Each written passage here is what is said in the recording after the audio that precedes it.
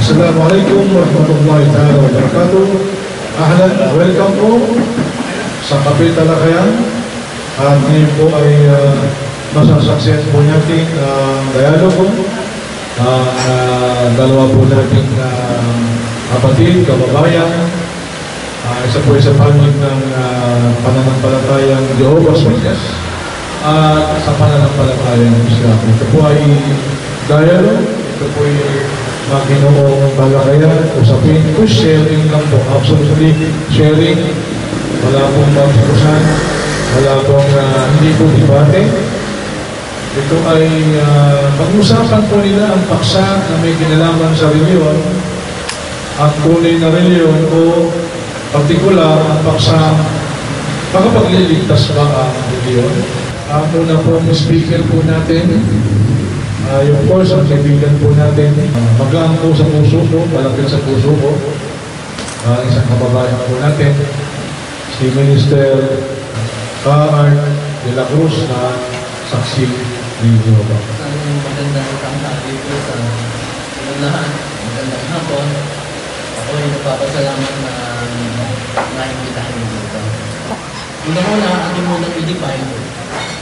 Ano ba kahulugan ng religion? Kasi isang gabi may nakausap akong Islam din, sabi niya na ang Islam daw ay hindi religion. Tama po ba?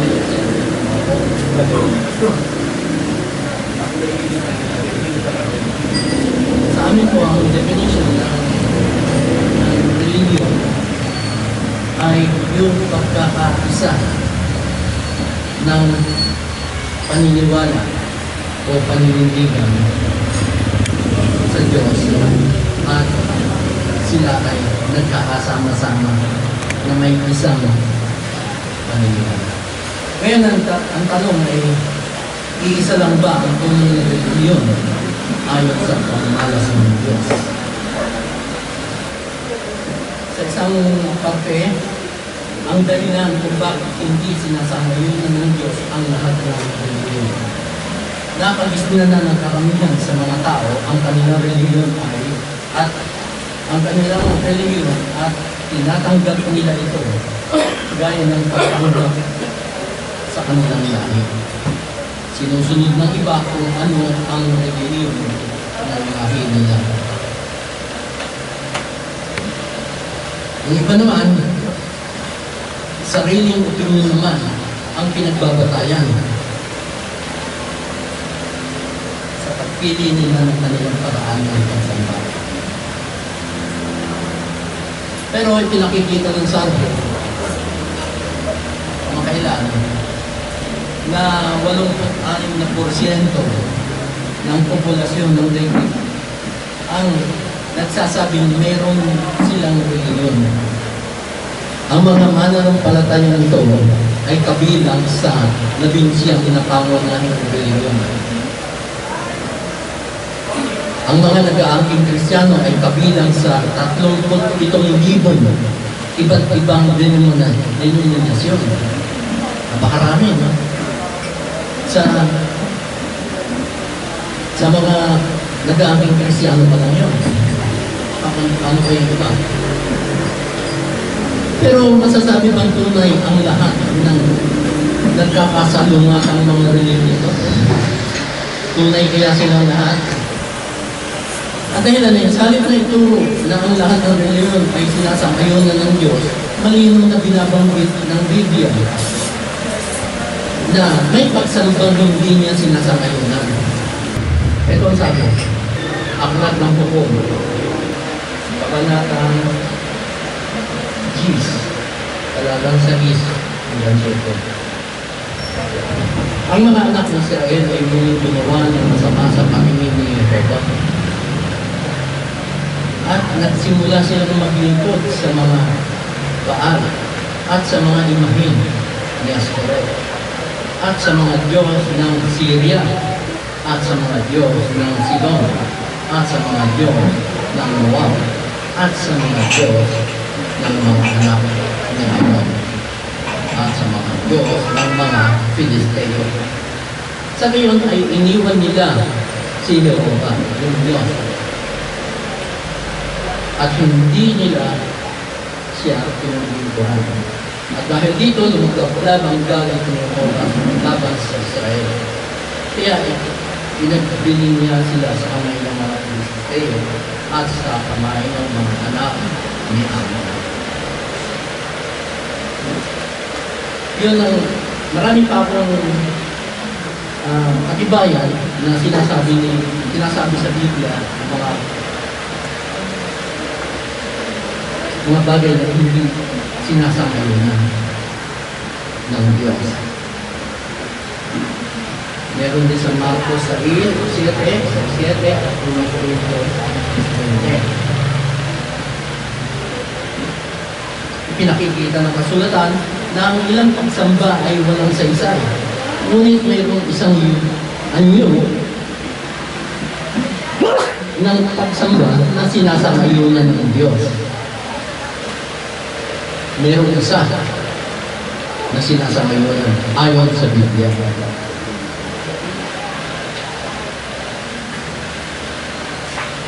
Babasahin ko uli sa inyo ang isang talata sa Biblia sa Aklat ng Santiago.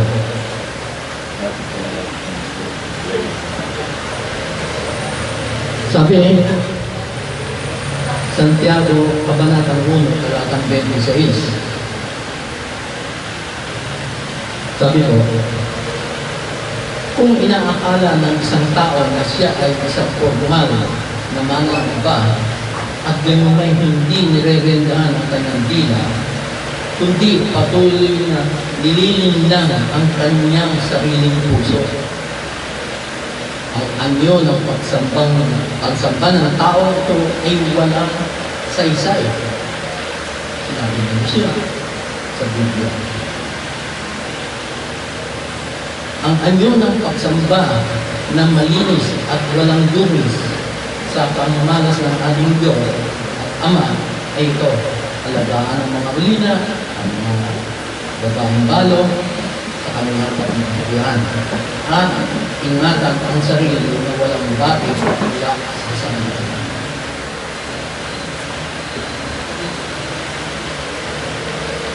Napakahalaga naman. Napakahalaga sa Diyos ng paraan ng pagkikitunay ng tao sa kanyang kapwa. Ang paniniwala natin ay may malaking epekto sa paraan ng pagkilos natin. Yan ang dahilan kung bakit hindi sinasangayunan ng Diyos ang lahat ng relihiyon. Na natalakay namin, una, sa-summarize ko yung part na yun, talagang hindi sukatan yung nakabis na natin. Ating relihiyon. Hindi yun ang sukatan na sang-ayon ng Diyos.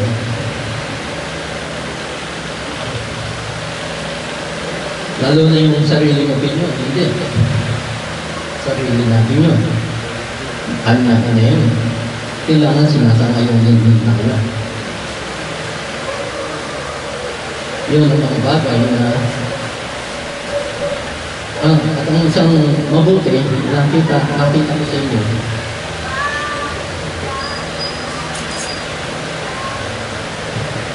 Sa halip, yung sinabi kanina, binigkas ka kanina, na hindi itinuturo ng mga reliyon sa kanilang membro ang mga bagay na gusto ng Diyos na gawin natin.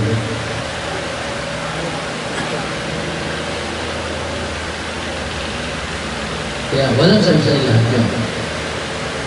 Ngayon, alamin naman natin, ano ang layunin ng tunay na reliyon? Ano ang purpose? Ang paunahing layunin ng tunay na reliyon ay paralan, purihin at sundin ang Diyos. Diba, ganun din ang ginagawa ninyo?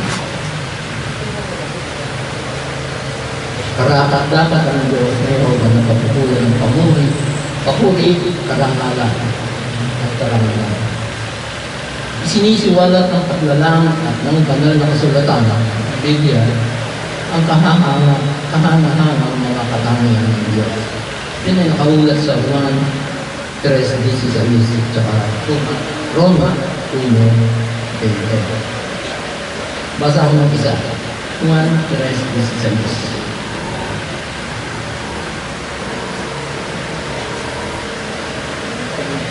Paborito ng isang kuliya na natitigil. Ganito po ang sabi, sapagkat gayon na lamang ang pag-ibig ng Diyos sa sanlibutan ng pag-ibigay niya ang kanyang buktong na anak upang ang bawat isa na mananampalataya sa kanya ay hindi mapagkat, hindi magkaroon ng buhay na walang.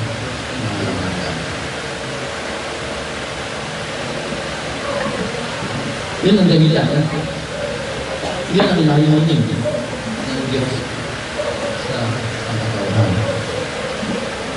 Ang ikalawa, na layunin, ang tunay na reliyon ay akayin ng tao sa pinakamainam na paraan ng pamumuhay. Binanggit ko sa Isaiah 48, talaga 17. At Micah 6:8. Pagkain ko lang ang isa. Sinabi niya sa iyo, o makalupang tao, kung ano ang mabuti at ano ang hinihingi sa iyo ni Jehovah kundi ang magsagawa ng katarungan at ibigin ang kabaitan at maghimayin sa paglakad sa kasama ng inyong Diyos, nakasama ng inyong Diyos. Isa sa mga layon ng binanggit. Naniniwala ang ilan na paniniwala na naniniwala yung ilan na pati-pareho lamang itinutulong ng lahat ng reliyon. Sabi ng bebe, bakit kailangan pa, no? Eh, tama, pare-pareho naman yan, eh. May mga sakit sa atin, di ba? Pagka tayo gaway tayo, nagdadama tayo. Ganito, pare-pareho lang yan. Pakarami na ng libro. Ang sabi nila, ang maniwala sa Diyos at gumawa ng mabuti. Ano yan? Kaya nakatanong eh, ano yung mabuti gagawin? Mabuti ba lang sa atin o mabuti sa kapwa o mabuti sa Diyos? Kailangan mabuti rin sa Diyos. Otherwise, ano ba tayo? Mabuti lang sa Diyos. Ay kanya-kanyang, ang lahat ng tao, ay kanya-kanyang pamantayan kung ano ang mabuti sa Diyos o mabuti sa Kanya. Diba? Kaya medyo, hindi pa rin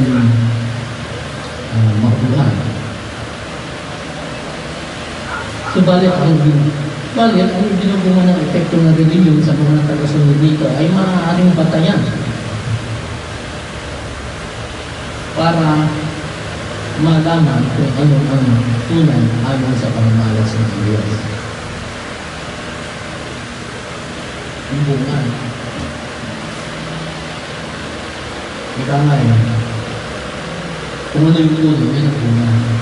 Pag bulok yung puno, bulok ang bunga. Parang ganyan reliyon yun.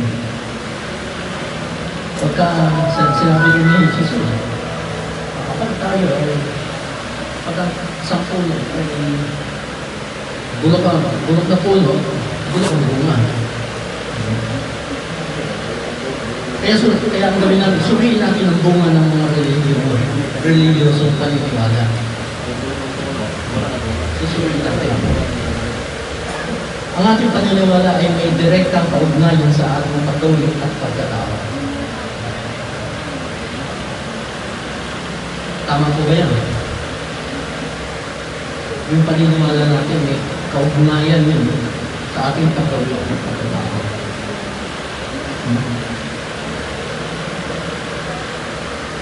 May basihan lang sa Bible.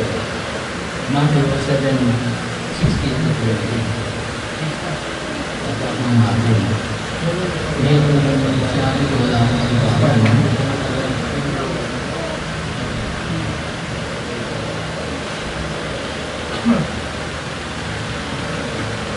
16 2020. Sa kanyang mga bunga ay nakikilala ninyo sila. Ang mga tao ay hindi pumipitas ng ubas mula sa mga tinig ng igos mula sa tawag. Di ba? Sa 17, ngayon din, bawat mabuting punong kahoy ay nagluluwal ng malinang na bunga. Ngunit bawat mabuting punong kahoy nagluluwal ng walang pabungang. Ang mabuting punong kahoy ay hindi makapamunga ng walang pabungang bunga, ni ang bulok na punong kahoy na ay makapaguluwal ng maiging. Bawat punong kahoy na hindi nagluluwal ng mainam na bunga ay pinuputol at iniahati sa poy. Kung gayon nga, sa kanilang mga bunga ay makikilala ninyo ang mga tao nila.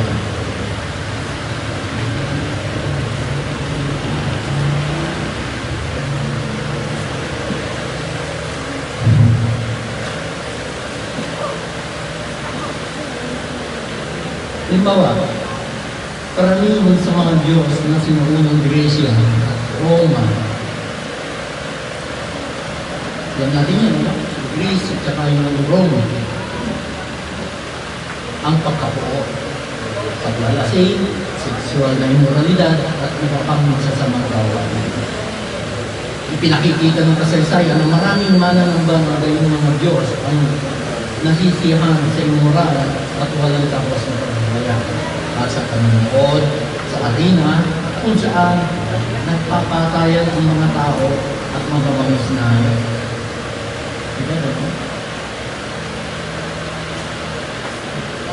sinasanay mo na nila yun.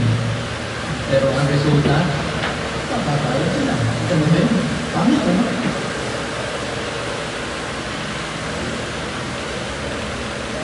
Meron pa isang paniniwala. Ang mga naniniwala na nakatataas ang lahi nila kaysa sa iba ay naniniil sa mga tao sa kanilang lakbo na paraan.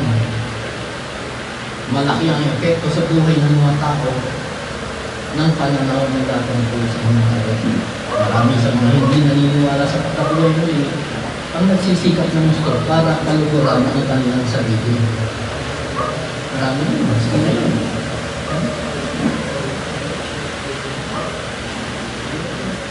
Palibasa ay inaakala ng mga naniniwala sa kapalaran ng isang buhay ng ganito na lahat ng bagay ay nakatadhana na hindi na mahalaga ano man ang gawin nila. Nakatadhana na ayaw na gawin ko. Hindi na ako katana. Mangyayari, gano'n ang iyong katwin ng mga kaya sa paniniwala mo ngayon, nagagawa ang mga espiritu ng patay sa mga tao. Marami ang nagsasagawa ng mga ritual na nakasalig sa mga pamahain na nagtutulong ng kahirapan at hindi nakaluwag ng sarili. Marami ang naniniwala para kinakaya ng Diyos sa pamamagitan ng pamamahala ng tao. Binabaliwala ng gayong mga paniniwala ang katotohanan na ang pananatiling walang batik mula sa sanlibutan ay isang mahalagang bahagi ng anyo ng pagsamba ng malinis at walang tulis. Pagdagan pa ang magkakaibang pananaw sa politika.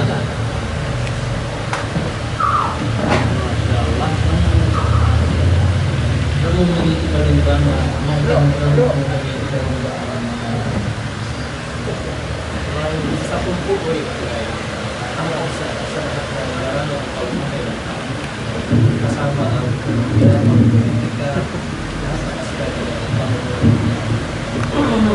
mga saksi kasi hindi sumasagot sa politika sa dahil hindi talaga kasi makapag-ibuti sa mga hindi naniniwala ang mga tao na ang Panginoon Diyos ay isang tunay na pamahalaan sa langit ang mga mahala sa politika.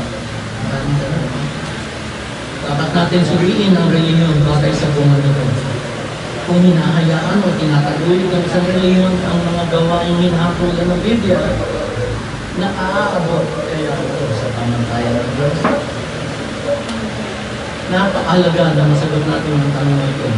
Hindi ayon sa ating pangmalas, kundi ayon sa pangmalas ng Diyos.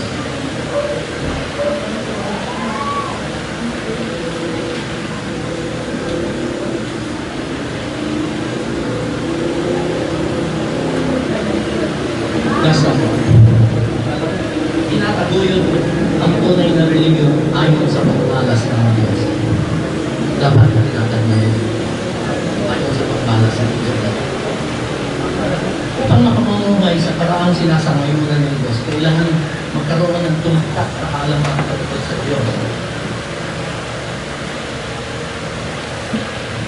Nakakatuwa na kayo ang tuturo ng mga bagay tungkol sa Diyos. Hindi kayo basta-basta nagpinembro lang.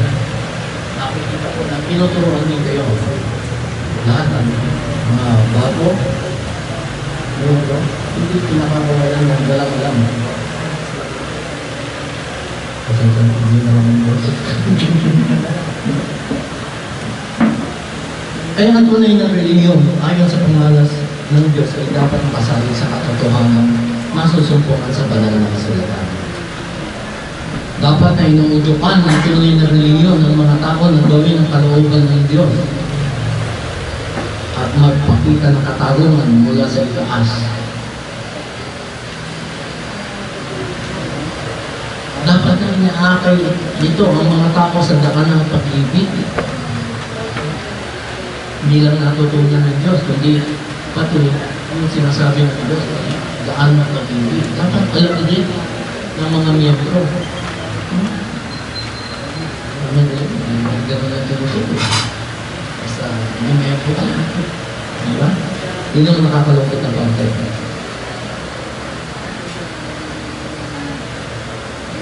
Ang mga nagtatabuhin ng tunay na religiyon,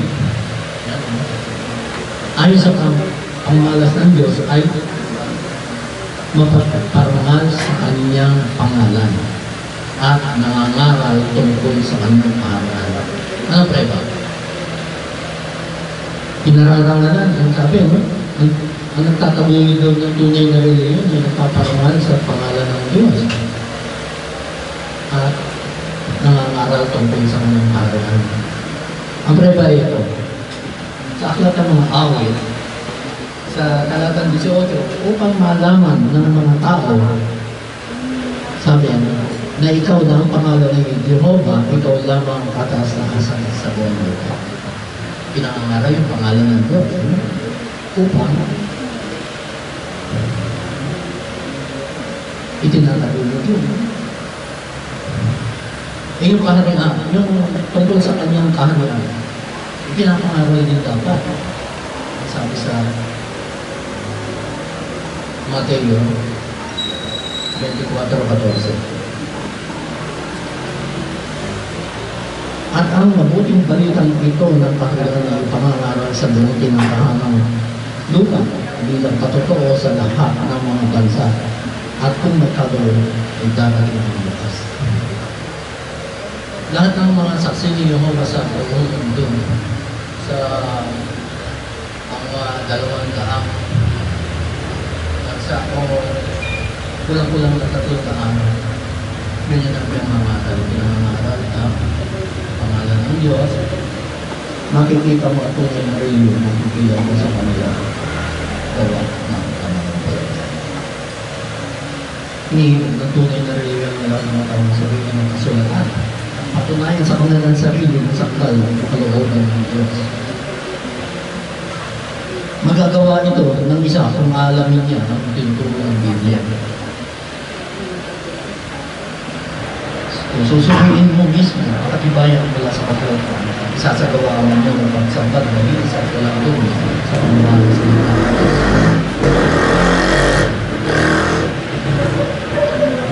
Ito po ang tawag sa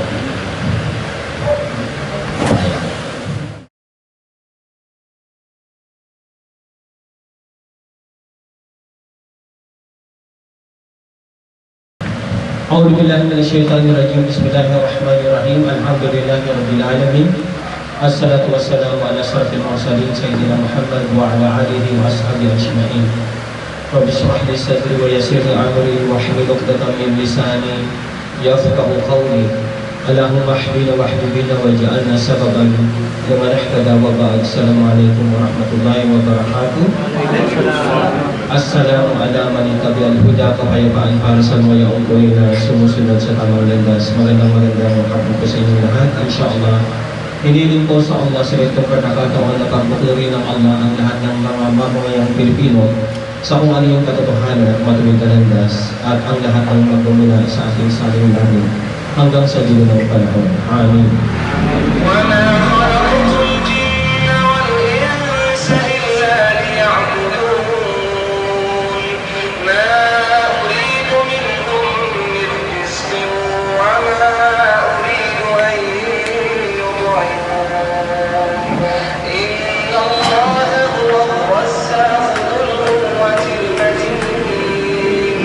Para tumahak tayo sa tamang landas, kinakailangan malaman natin ang pinakapangunahin dapat natin malaman ang kadahilanan kung bakit tayo nasa ibabaw ng kalupaan.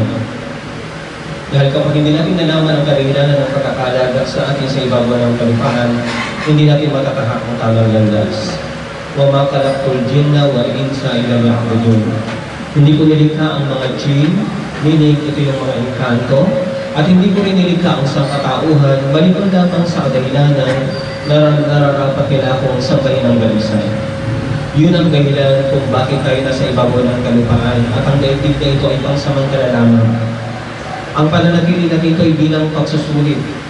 Tayo ay nag-examination, at pagkatapos ang bunga ng ating pinagsulitan ay kukunin natin sa kabilang buhay. At batay sa kung ano ang kanyang pinili, yun ang kanyang bunga ng patutunguhan sa kabilang buhay. At ang mga nakarapat dapat sambahin ay hindi humingi ng anumang kabuhayan, at hindi sinasabi niya na siya ay pakanin sapagkat ang Allah walang pag-alinlangan ang tagapagkaloob ng lahat, ang nagmamayari ng kapangyarihan at ang pinakamalakas, na walang sinuman ang makagagapi sa kanya. Kaya dapat ay iayon natin ang ating sarili batay sa pagkakalikha sa atin, at pagkatapos na tayong likhain, hindi niya hinayaan na wala tayong tamang kaparaan ng pamumuhay. Sa simula pa lamang na hindi pa nililikha ng Allah ang sangkatauhan, ay nakatalaga na ang tamang kaparaanan ng pamumuhay. Ito'y isang makalangit na kaparaanan ng pamumuhay na angkop sa lahat ng larangan ng pamumuhay ng tao. Hindi ito produkto ng kaisipan ng sinumang tao, at pagkatapos ay kukunin mo sa isang talata at isasama mo sa kabilang talata, at pagkatapos ay pagsasama-samahin mo. Kapag pinag-usapan natin ang relihiyon sa wikang Arabic, kasi sinasabi niya na wala daw hindi raw ang kahulugan daw ng relihiyon ay ang naiintindihan ko sa sinasabi niya, parang ang relihiyon at ang Islam ay magkaiba. Subalit kapag pinag-aralan natin ang kahulugan ng salitang relihiyon sa talatang ito at sa pang-Islamikong kahulugan, inna dina indallahi Islam. Walang pag-aalinlangan ang din. Ang original na kahulugan ng salitang din ay way of life. At kapag pinag-usapan natin ang Islamikong kahulugan nito, ito ay isang makalangit na kaparaanan ng pamumuhay, na sa simula pa lamang ay nakatalaga na bilang kaparaanan ng pamumuhay ng tao. Ito na nagmula sa Allah ay tinatawag na Islam. Walang pag-aalinlangan ang way of life o ganap na kaparaanan ng pamumuhay na nagmula sa Allah. Isang moral at makalangit na kaparaanan ng pamumuhay ay nababatay sa Islam, nababatay sa dalisay na pagsamba at pagsunod sa kanyang kautusan. Kaya pagkatapos tayong likhain ng Allah, hindi niya hinayaan na wala tayong tamang landas na natatahakin. Hindi niya hinayaan. Kaakibat natin ang tinatawag na aklat ng buhay, at nakapaloob doon ang kumpleto at angkop sa lahat ng larangan ng pamumuhay na nagmula sa Allah.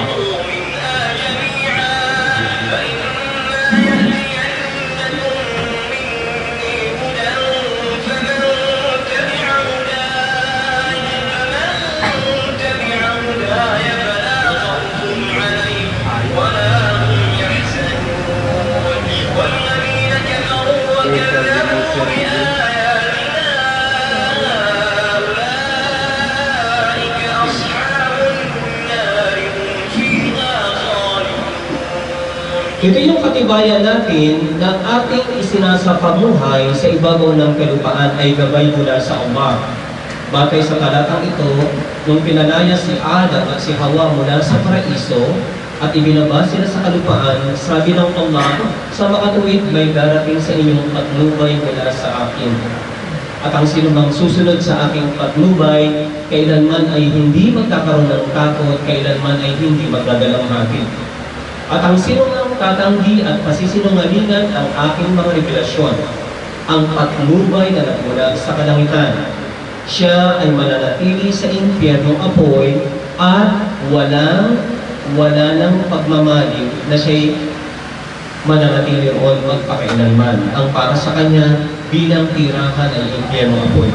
Kaya dito, kapag pinag-usapan natin ang relihiyon, ito yung kahulugan na isinalin sa wikang Tagalog, kaya minsan na-misinterpret ng mga non-Muslim. Akala nila hiwalay ang relihiyon sa pamumuhay ng tao, akala nila ito'y produkto ng kaisipan ng sinumang tao, akala nila ito'y pwede itatag ng sinumang tao, akala nila pwede nilang pagsama-samahin sa mga talata at pagkatapos ay buuin nila bilang isang relihiyon.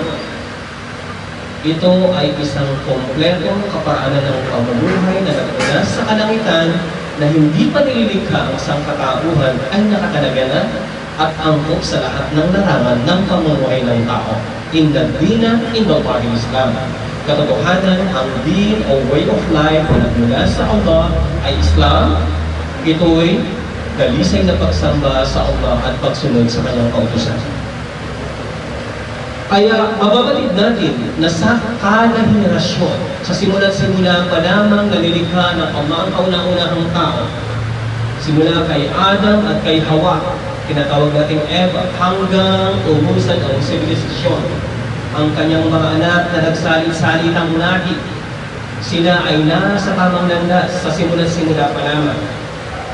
Sa pananaw ng mga kanluraning bansa, at ito ang pagkakahubog sa atin na nagsimula lamang na maging moral ang mga tao sa kapanahon na ni Moses at kapanahon na ni Jesus. Subalit kapag naniniwala tayo na mayroong kumpletong kaparaanan ng pamumuhay na isinalin sa wikang Tagalog o relihiyon, sa kaganapan ng nag-iisang tagapaglikha, sa simula't-simula pa lamang na nilikha kauna-unang tao ay may tamang kaparaanan na ng pamumuhay. Hindi natin pwedeng sabihin ng ating mga ninuno ng unang panahon ay kumakain ng makinilaw ng mga karni, moral, walang tamang kasuotan at walang tamang pamamaraan ng pagkain. Para maunawaan natin, kapag ikaw ay bumili ng isang sasakyan, meron itong kaakibat na katalog o manual na nakapaloob doon ang lahat ng mga bagay na kakailanganin natin upang magamit natin sa tamang pamamaraan ng sasakyan na ito. Kapag ikaw ay bumili ng isang computer, may kasama rin itong manual o katalog at nakapaloob doon ang lahat ng mga bagay, makabuburito at makasasama. Ganun din ang tinatawag na nung nilikha ng Allah ang tao na ikaakibat itong aklat ng buhay at nakapaloob doon ang lahat ng bagay na kakailanganin niya, ang makabubuti sa kanya at makasasama. Kapag naniniwala ka sa kaganapan, kakilangan at ganap na karunungan ng nag-iisang tagapaglikha ng Allah Subhanahu wa Ta'ala, sa simula't-simula pa lamang ay itinalaga niya na ang ganap at tamang kaparaanan ng pamumuhay. Wala kang idadagdag.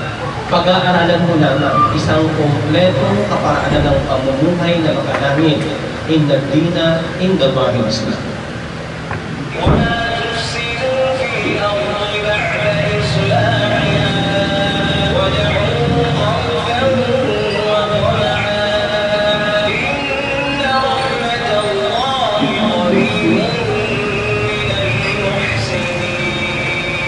Sa madaling salita, hindi pwedeng magmarunong ang tao upang balangkasin niya ang tamang o ang tinatawag na relihiyon.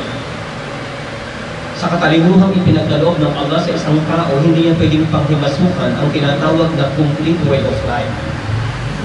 Halimbawa, kung paano makipagpanig ang isang propeta, Diyos, ang Allah ang nagsasabi sa kanya ng tamang pamamaraan ng pakikipagpanig sa kanyang asawa kapag nabuo ang punla at lumaki ang batang sanggol, hindi siya maliligaw ng landas.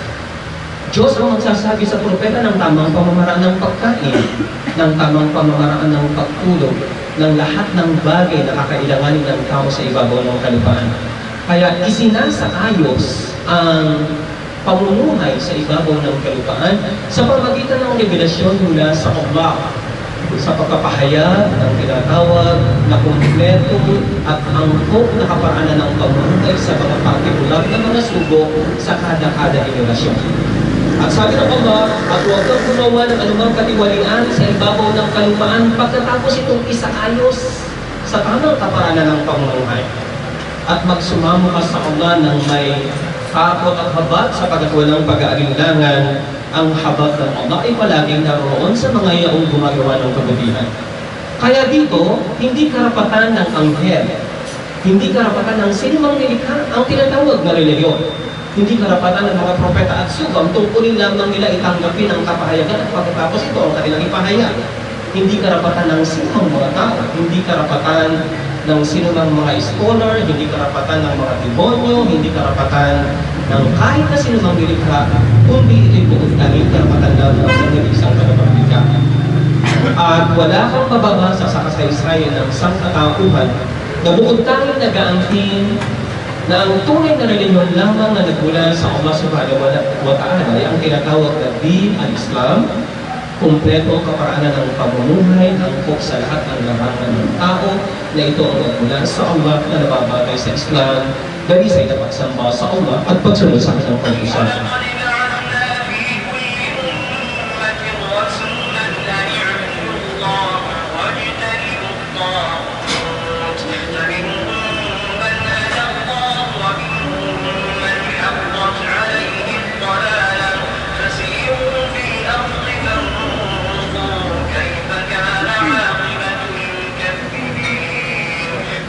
Upang naisapamuhay natin ang tamang reliyon, nagpadala ang Allah ng napakaraming propeta at sugo na may dalisay at parehong katuruan. Simula kay Adam hanggang sa kauli-huli ang propeta na si Propeta Muhammad alaihi salatu wassalam. At katotohanan, nagpadala kami sa bawat sambayanan ng sugo na kung saan isinasaan na dalisay na sambahin ng Allah at iwasan ang lahat ng maling uri ng sinasamba bukod sa Allah. Pagkatapos ang ilan ay pinatnubayan ng Allah at ang ilan naman ay makatarungan ang pagkakaligaw sa kanila. Na kung kaya maglakbay kayo sa ibabaw ng kalupaan at saksihan ninyo ang wakas ng mga yaong tumanggi sa katotohanan. Ano ang naging bunga ng kanilang pagtanggi? Dahil sa nagmarunong sila at ipinilit nila sa tao ang sariling kaparaanan ng pamumuhan. Tulad ng kapanahunan ni Nimrod, siya ang Diyos na sinasamba ng tao. Sa kapanahunan ni Ibrahim, tulad sa kapanahunan ni Pharaoh, siya ang Diyos na sinasamba ng tao. Ayaw niyang tanggapin ang kompletong kaparaanan ng pamumuhay na ibinigay kay Moses alayhis salam. Kaya lahat sila ay pinuksan ng Allah. Dahil sila'y nagmarunong at itinasamba nila ang kanilang mga sarili bukod sa Diyos na nag-iisang tagapaglikha.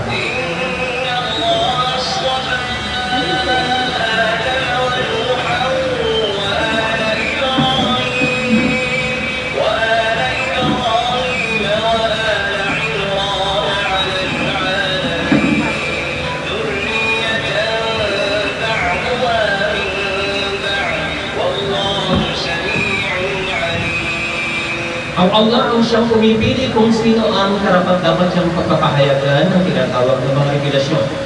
Pinipili niya kung sino ang karapat-dapat para sa tamang landas. Tayong lahat ay pinili ng Allah. Hindi insidente ang pagiging isang Muslim natin. Pinili na niya rin ang pinakadakilang gabi. Pinili niya rin ang pinakadakilang araw. Pinili na niya rin ang pinakadakila sa datong lugar. At pinili niya rin ang mga tao at mula sa mga taong iyon kung sino yung karapat-dapat. Pinili ng mga si Adam, si Nuh, ang pamilya ni Ibrahim, na kung saan dito nagmula ang Ismailitas, ang mga Arabo at ang Israelitas, ang kanang Israel, at ang tinatawag na pamilya ni Imran. Ang pamilya ni Imran, ito ang lolo ni Isa, tinatawag na Jesus, at ang kanyang lola ay si Hana, at si Hana ay nagkaroon ng anak na si Maryam, tinatawag na Maria, at si Maryam o si Maria ay nagkaroon ng anak na si Isa na tinatawag na si Jesus. Ito ang mga pinili ng Allah. Ang kanilang mga anak, isa pagkatapos ng isa, at ang Allah ang ganap na nakaririnig at ganap na nakababatid ng lahat ng bagay. Siya lamang ang nakakaalam kung sino ang dapat niyang pagpatayagan at kung sino ang karapat dapat sa gabay na itinuro ng mga propeta nito.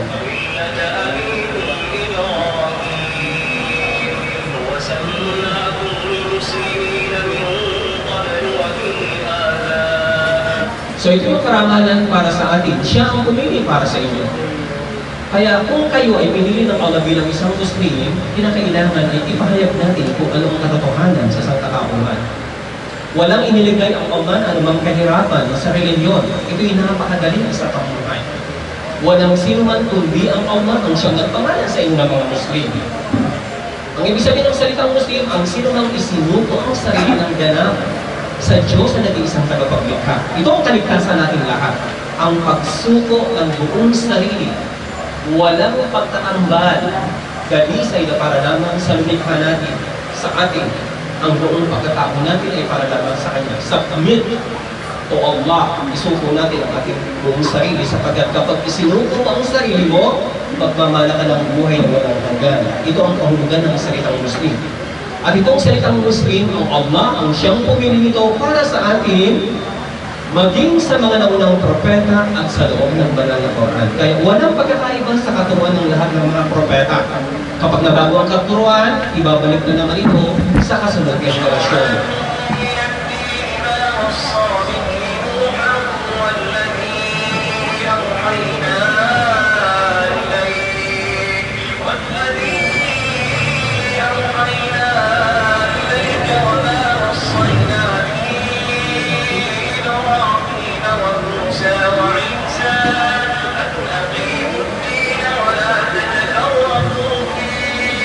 Ito yung katibayan na lahat ng mga propeta ay isa lamang ang kanilang itinurong kaparaanan ng pamumuhay na isinali na reliyon. Siya ang Allah ang nagtutos para sa inyo o sa katauhan ng reliyon. Kumpleto kaparaanan ng pamumuhay na makalangit na angkop sa lahat ng larangan ng pamumuhay ng tao. Na ito ang ipinatutos niya para kay Nuh, si Noah, alayhisalam. Ito rin ang aming ipinahayag sa iyo, O Muhammad. At ito rin ang aming ipinagputos para kay Ibrahim, para kay Moses, para kay Jesus, na sinasabing itatag niyo ang iyong reliyon at huwag niyo itong pagbahabahaginin. Ito yung katibayan na hindi maaaring magkakaiba ang katuruan ng lahat ng mga propeta. Kapag ito'y nabago, ibabalik na naman ito sa kasunod na henerasyon.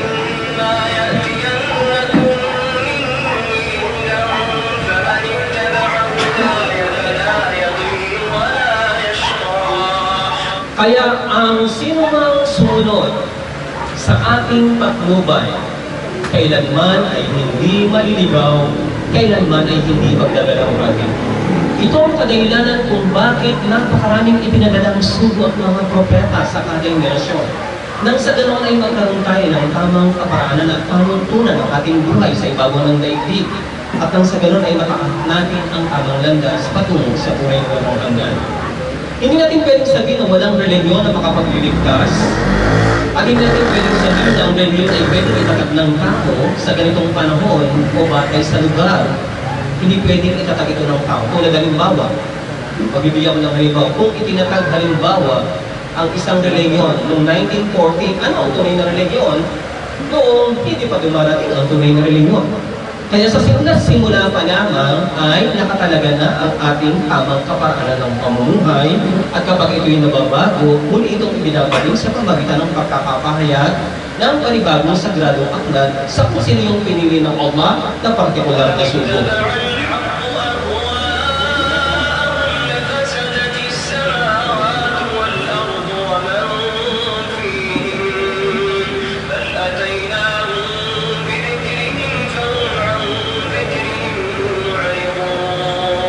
Kaya pag pinag-usapan natin ang reliyon sa punto bilang karapatan ng nag-iisang tagapaglikha, hindi ito produkto ng kaisipan ng sinumang tao. Hindi batay sa pagnanasa o batay sa kagustuhan ng tao. Walang pag-alinlangan kung ang katotohanan ay nababatay lamang sa kanilang pagnanasa. Katiyakan na ang mga kalangitan at kalupaan at ang namang nasa pagitan nito'y magiging tiwali. Kapag iniayon ng isang tao ang katotohanan batay sa kanyang naiisip, mawawasak ang mga kalangitan at kalupaan sapagkat hindi batay sa kanyang pag-aakala ang katotohanan, kundi nagbaba kami ng mensahe. Nagbaba kami ng tamang kaparanan ng pamumuhay para sa kanila, subalit tumalikod sila mula sa tamang kaparanan ng pamumuhay nito. Kaya malinaw na ipinahayag na kapag pinag-usapan natin ang relihiyon, hindi ito produkto ng kaisipan ng sinumang tao. Walang kakulangan, angkop sa lahat ng henerasyon.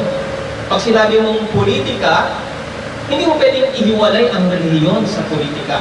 Ang ibig kong sabihin, ang tao lamang ang may karapatang gumawa ng panukala hinggil sa batas, at ang Diyos na siyang ganap na nakababatid ng lahat ay walang kaalam-alam at hindi pwedeng panghimasukan ang tinatawag na politika. Pag sinabi natin ang tunay na reliyon, ito'y angkop sa lahat ng larangan ng pamumuhay ng tao.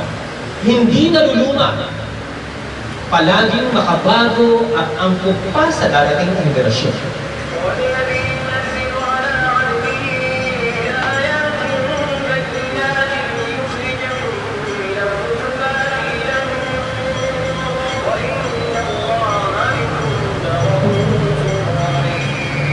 Kaya dito, kada henerasyon ang Allah ay nagpapadala ng gabay. Kapag nabago na ang gabay, muli itong ibabalik. At bagay sa paniniwala ng Islam, nabago ang katuruan ni Jesus at bibigyan natin ito ng katibayan sa Quran dahil dito sa habag ng Allah, ibinalik tayo sa tunay na turo ni Jesus. Walang sino man kundi ang Allah ang siyang nagbaba ng maliwanag na mga revelasyon o mga talata sa kanyang alipin na si Muhammad sallallahu alaihi wasallam upang alisin kayo sa kadiliman ng kamangmangan patungo sa liwanag ng katotohanan at katotohanan o walang pag-alinlangan. Ang Allah ay punong-puno ng kabutihan, ganap na mapagmahal at napakamawain. Kaya yun ang tunay na kahulugan ng tinatawag na reliyon. Hindi hinayaan ng Allah na wala tayong tatahakin na tamang patnubay tulad halimbawa noong kapanahunan ni Ibrahim a.s. Nagpahayag siya ng kompletong kaparanan ng pamumuhay sa pamagitan ng pinatawag na suhu. At ito ang panuntunan nila bilang daan ng kaligtasan at kaparanan ng pamumuhay. Nung namatay na si Ibrahim, sumunod ang kanyang mga anak na si Ismael, si Ishaq, ang kanyang mga inapo na si Yaqub, ang mga sumunod pa na saling lahi, hanggang sa nawala ang katuruan ito. Nung nawala na ang katuruan sa kapanahunan ni Propeta Musa o ni Moses, ipinahayag naman sa kanya ang Taura bilang kaparaanan ng pamumuhay sa kanilang kapanahunan. Hanggang pagkatapos ni Moses, ni Harun, lumaon, umusad ang sibilisasyon, nangamatay na ang mga pinarangalan ng Allah ng mga dakilang sugo ito, na bago na naman ang katuruan, kaya sa kapanahunan naman ni Haring Dawud o David ay pinahid naman sa kanya ang tinatawag na As-Sabur, isinaling songs o the songs of Solomon o mga awit, songs of David. Subalit lumaon pagkatapos ng Haring David at Haring Sulaiman, nawala na naman ang katuruan. Kaya sa kapanahunan ng kagalang-galang na si Isa, tinawag na Jesus, ipinahayag naman sa kanya ang tinatawag na Injil, magandang balita, good news. At ito ang panuntunan bilang gabay. Ito ang liwanag ng kapanahunan ng iyon. Subalit di lumaon, pinagtangkaan siyang patayin at ayaw siyang tanggapin. At nung siya'y inaangat sa kalangitan, ipinagkatiwala niya ang ebanghelyo sa kanyang mga disipulo at namatay ang mga disipulo. Ipinagkatiwala ito sa mga tagasunod ng mga disipulo hanggang sa lumaon at umabot ito ng 570 years na bago ang katuruan. Kaya kasabi ng Allah, وَمَا أَنزَلْنَا عَلَيْكَ الْكِتَابَ إِلَّا لِتُبَيِّنَ لَهُمُ الَّذِي اخْتَلَفُوا فِيهِ وَهُدًى وَرَحْمَةً لِقَوْمٍ يُؤْمِنُونَ. At hindi namin ibinaba sa iyo ang aklat o Muhammad kundi upang linawin ang malinaw na pagkakalinaw ang hinggil sa mga bagay na hindi nila napagkakasunod sa isa't isa. Kaya dahil sa habag ng Allah, ipinahayag niya ang isang pa sa sagradong aklat, ang banal na Quran, at ibinalik niya ang tunay na katuruan ni Jesus at katuruan ng lahat ng mga propeta bilang pangkalatan. Kaya lahat ng tunay na turo ni Jesus Lahat ng turo ni Adam, ni Nuh, ni Ibrahim, ni Ismael, ni Isaac, ni Dawud, ni Sulaiman, ni Jesus ay ibinalik ng ganap sa banal na Quran. Dahil nakawala na ang tunay na katuruan.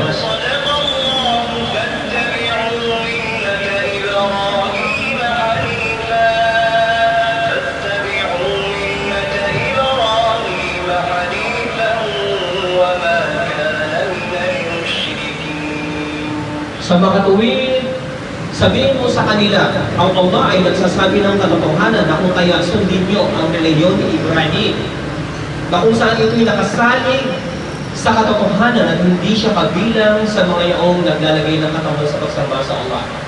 Kaya bilang habang ng Allah ibinalik ang tunay na turo ni Jesus, paano natin malalaman na merong nakialam sa kanyang tunay na katuruan? Palagi na lang magugulo ang mundo, palagi na lang babalik si Jesus, nandiyan ang Millennium 2000, nandiyan ang 2012, nandiyan ang May 21, nandiyan ang December 21. Wala nang nagpapaliwanag kung kailan lumitaw ang Antikristo. Saan bababa si Jesus? Kailan siya bababa? Wala nang nagpapaliwanag kung kailan magugulo ang mundo, kung ano ang life after death. Lahat ito, ang mga katuruang ito ay hindi natin pwedeng sabihin na hindi ito kabilang sa tunay na turong ni Jesus. Ang kadahilanan merong nakialam ng kanyang katuruan at ito ay binalik ng ganap sa pamamagitan ng pagkakapahayag kay Propeta Muhammad sallallahu alaihi wasallam.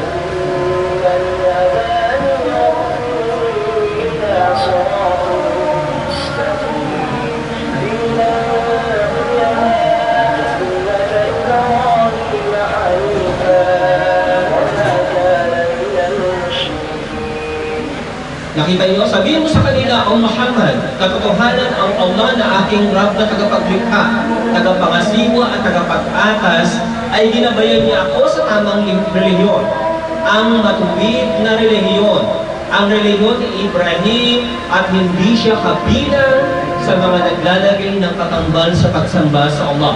Hindi siya sumasamba sa mga idolo, kundi bukod tangi na ang sinasamba niya lamang ay ang Allah subhanahu wa ta'ala.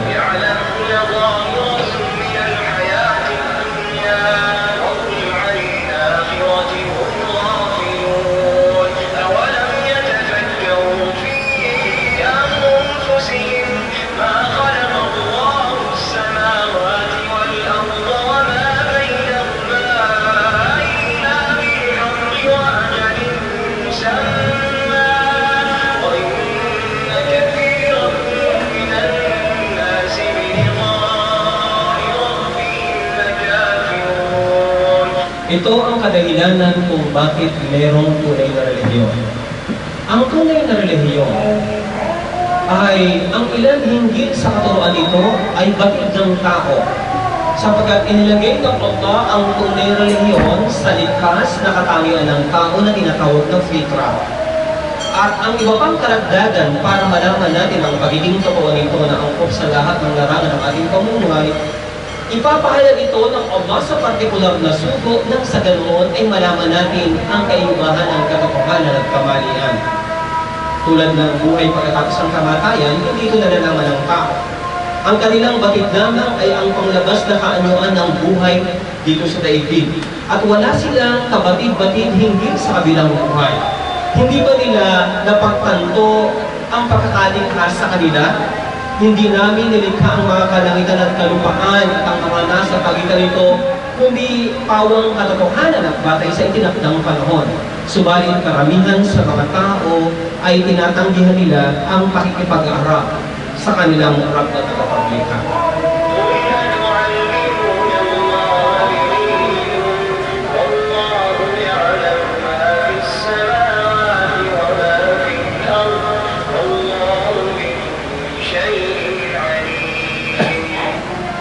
Kapag pinag-usapan natin ang relihiyon, na tulad ng ipinaliwanag ko sa inyo, at ito yung katibayan, hindi ito pwedeng panghimasukan ng kahit na sino mang nilikha. Sabihin mo sa kanila, O Muhammad, gusto niyo bang pagsabihan ang Allah hinggil sa inyong relihiyon? Mas marunong pa ba kayo sa Allah na siyang lumikha sa inyo? Samantalang siya ang ganap na nakababatid ng anumang nasa mga kalangitan at kalupaan, at siya ang ganap na nakababatid ng lahat ng bagay. Mas marunong pa ba ang tao kaysa sa Diyos na lumikha sa kanya? Kaya ito yung katibayan na walang pwedeng manghimasok sa batas o ganap na kaparaanan ng pamumuhay, kundi ito'y bukod tangi na karapatan lamang ng Allah. Kaya sa isang versikulo, sabi ng Allah, وَمَنْ يَبْتَغِ غَيْرَ الْإِسْلَامِ دِينًا فَلَنْ يُقْبَلَ مِنْهُ وَهُوَ فِي الْآخِرَةِ مِنَ الْخَاسِرِينَ. Ang sinumang magnais ng way of life, isinaling relihiyon, maliban sa Islam na nababatay sa dalisay na pagsamba at pagsunod sa kanyang kautusan, kailanman ay hindi ito tatanggapin sa kanya. At sa kabilang buhay, siya ay nasa hanay ng mga talunan. Hindi lumalabas ang Islam sa tunay na turo ni Jesus. Sabagat sa Islam, bahagi ng kaligtasan na ang sinumang wala sa tunay na turo ni Jesus sa impyerno, ako'y siya magpasawalang hanggan. Pero paano mo mapagtatanto na ikaw ay nasa tunay na katuruan ni Jesus? Kapag ikaw ay born again, hindi papayag ng iglesia. Kapag ikaw ay saksi, hindi papayag ng Adventist. Nandiyan ang Presbyterian, ako na nga, Dating Daan, Mormons, Church of God, Kingdom of God, Assembly of God, Worldwide Church of Christ, Jesus is Lord, Romano Katoliko, Iglesia Independencia. Kaya ito yung katibayan na pakialaman ng kanyang turo. Si Jesus ay nag-aayuno ng 40 araw at 40 gabi. Nagpapahaba siya ng balbas. Nagbuhugas siya ng kamay at paa bago siya magsagawa ng pagdarasal. At ang kanyang pagdarasal ay pagkapatira pa. Si Birhen Maria ay nakatalukbong, nakatulad ng pagkatalukbong ng mga kababaihan. At marami pang mga bagay na kung saan ay hindi na kayang ipaliwanag ng lahat ng nasa labas ng Islam hinggil sa buhay dito sa daigdig. Ito'y pakipagtalakayan, maginoong pakipagtalakayan alang-alang sa kaligtasan ng mga mamayang Pilipino. Hinihiling ko sa Allah na kung ano yung katotohanan, ito'y ilagay sa ating mga puso't kaisipan at magbana tayong lahat ng buhay na walang hanggan. Hinihiling ko rin sa Allah na wasakin niya ang lahat ng relihiyon na hindi nagtuturo ng tunay na turo ni Jesus. Amen. Walang sino mang relihiyon sa ibabaw ng daigdig ang mananalangin ng tulad ng panalangin ng mga Muslim. Hinihiling ko sa Allah na wasakin niya ang mga hindi natuturo ng tunay na turo ni Jesus at pangalagaan niya ang mga totoo mula sa mga tagasunod nila at pagbuklod niya tayong lahat sa buhay na walang hanggang sa darating sa rinlahi natin hanggang sa dulo ng panahon. Amen. Pagkapaliwanag inshallah.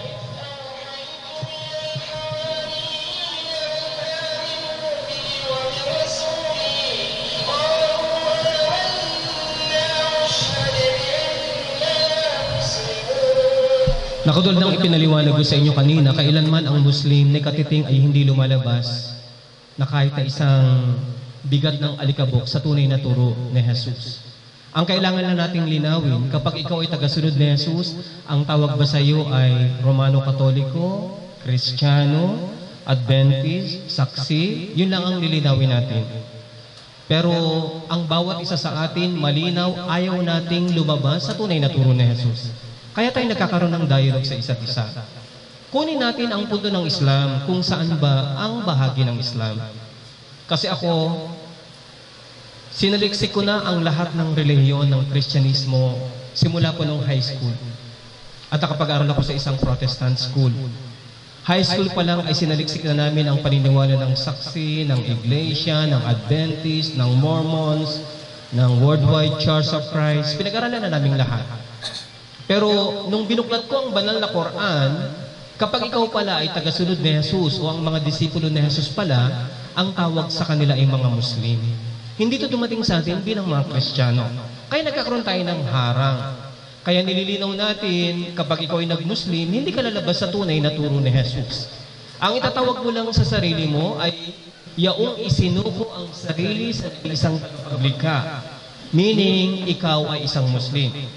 At ito katibayan ng sinabi ng Allah o ipinahayag ng Allah sa mga al-Hawariyon, sa mga piling-piling matatapat na mga disipulo ni Jesus na maniwala sa akin, maniwala sa kaisahan ng Allah, at maniwala sa aking sugo. Kanilang sinabi, kami ay naniwala at sumasaksi na kami ay mga Muslim.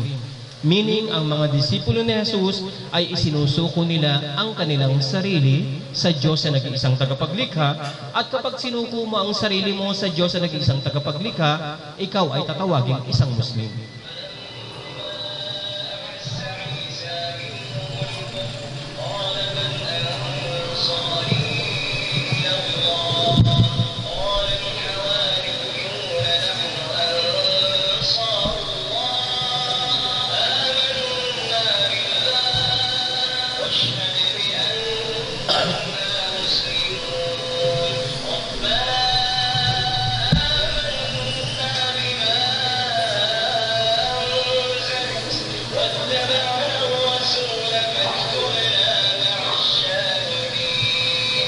Sa kasaysayan ng kapanahunan ni Isa o tinatawag nating Jesus, batid natin nakakaunti lamang ang naniwala sa Kanya. Kaya nung tinanong ni Jesus ang mga tao, ang mga disipulo ay sumagot, kami ang tagapagtaguyod para sa Allah, naniniwala kami sa Allah at tumitistigo kami o tumitistigo na kami ay mga Muslim. Itong salitang Muslim, ibig sabihin, isinusuko namin ang aming sarili sa Kanya. O Allah na aming tagapaglikha, O Allah na aming tagapaglikha, naniwala kami sa iyong ipinahayag at sinusunod namin ang iyong sugo na si Jesus, na kung kaya ibilang mo kami sa mga yaong sumasaksi sa katotohanan. Kapag ikaw ay sumasaksi sa katotohanan, hindi ka tatawaging saksi, tatawagin kang isang Muslim. Kaya ang sinumang sumaksi sa katotohanan, ang tawag sa kanya ay isang Muslim, isinuko ang sarili sa nag-iisang tagapaglikha. So yun yung bagay na dapat nating pagkakaiba na nakikita natin sa isa't isa. At ang pinakamalapit o pinakakasing kahulugan ng salitang Muslim bilang kaligtasan sa Biblia ay nagmula rin sa bibig ni Jesus sa Biblia. Tulad halimbawa sinabi ni Jesus sa Matthew 7:21, hindi lahat ng tumatawag sa akin ng Panginoon, Panginoon ay makakapasok sa kaharian, kundi ang sinumang nagsisitalima sa kagustuhan ng aking Ama na nasa langit. So yun ang gusto nating linawin. Hindi kailanman lumalabas ang Islam sa tunay na turo ni Jesus. Ang dapat lang natin malaman, kapag ikaw ba ay tagasunod ni Jesus, ang tawag ba sa iyo ay isang Kristiyano, isang saksi, isang Baptist, isang Presbyterian, isang Romano Katoliko, isang Mormons, o ikaw ay tatawaging isang Muslim. Kasi ang pinag-uusapan natin dito, kaligtasan. At sinasabi natin sa bahagi ng Islam, kailanman ay hindi lumabas ang mga Muslim sa tunay na katuruan ni Jesus, bagkos yung pagkakapahayag ng banal na Quran ay bilang habag para ibalik tayo sa tunay na turo ni Jesus dahil napakialaman na ang kanyang katuruan. Maging sa Santiago 4:7, ito rin ay tumutukoy sa kahulugan ng salitang Muslim. At isuko ninyo ang inyong sarili sa Diyos. Kaya wala na kasi yung orihinal na wika. Kaya ito ay salin na lamang. Pero kapag ito'y pinaybay mo at ibinalik mo ang kahulugan ito ay ang magiging soma total nito bilang tagasunod ni Jesus, tatawagin kang isang Muslim.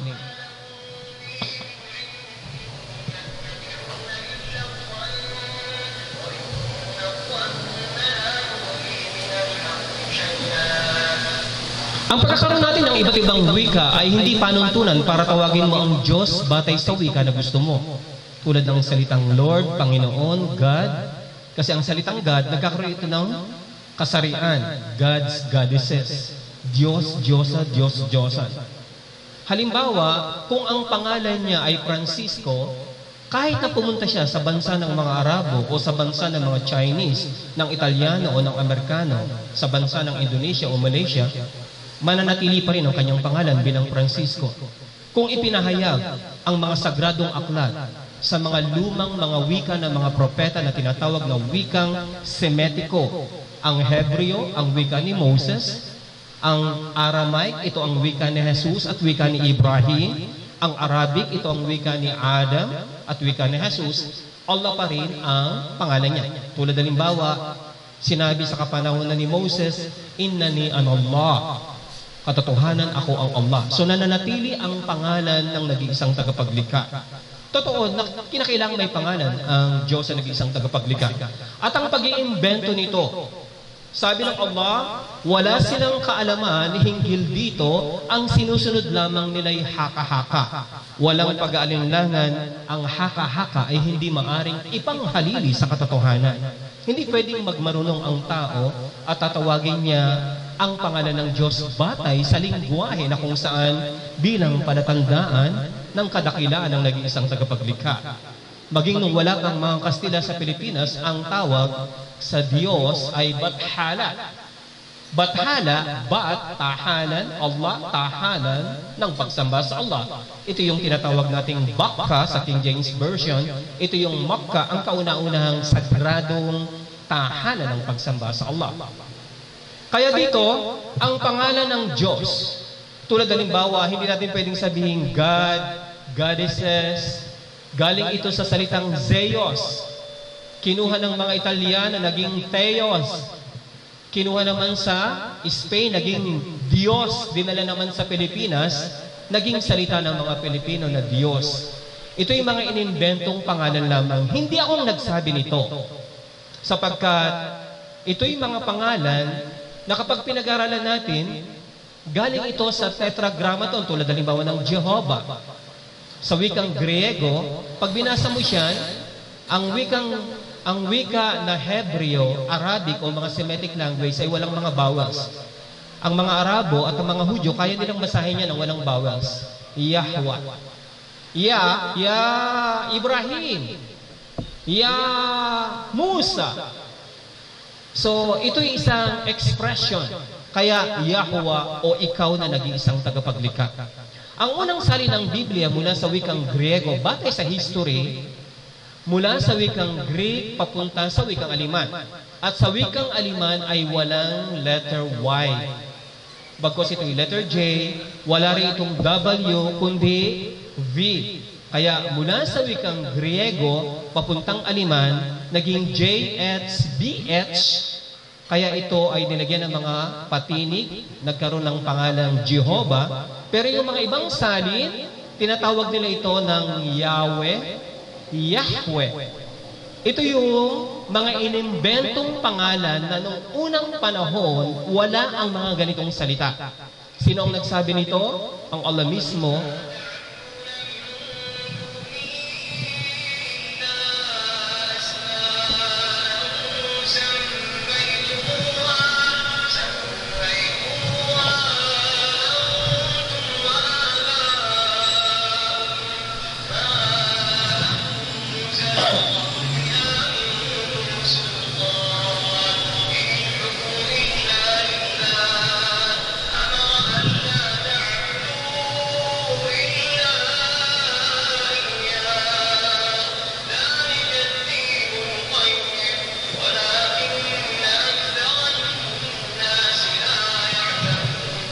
Ano ang sabi ng Allah? Ang inyong mga sinasamba bukod sa Allah ay mga inimbentong kasinungalingan lamang ng inyong mga magulang o ng inyong mga ninuno, kayo at ang inyong mga magulang, na hindi kailanman nagbaba ang Allah ng autoridad, sapagkat walang pag-aatas kundi para lamang sa Allah. Ipinag-utos niya na wala kayong sasambahin kundi siya. Ito ang matuwid na reliyon, ang dalisay na pagsamba.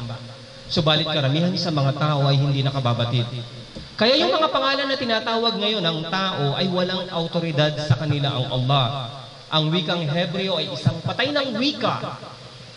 Ang wikang Aramaic ay isang patay na ring wika na hindi na ginagamit ng mga tao.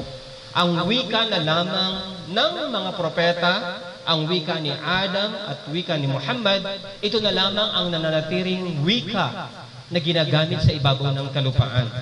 Kaya hindi kami lumalabas sa tunay na turo ni Jesus. Ang sinabi ng Allah, ibinalik ito ng ganap sa orihinal nitong kaanyuan.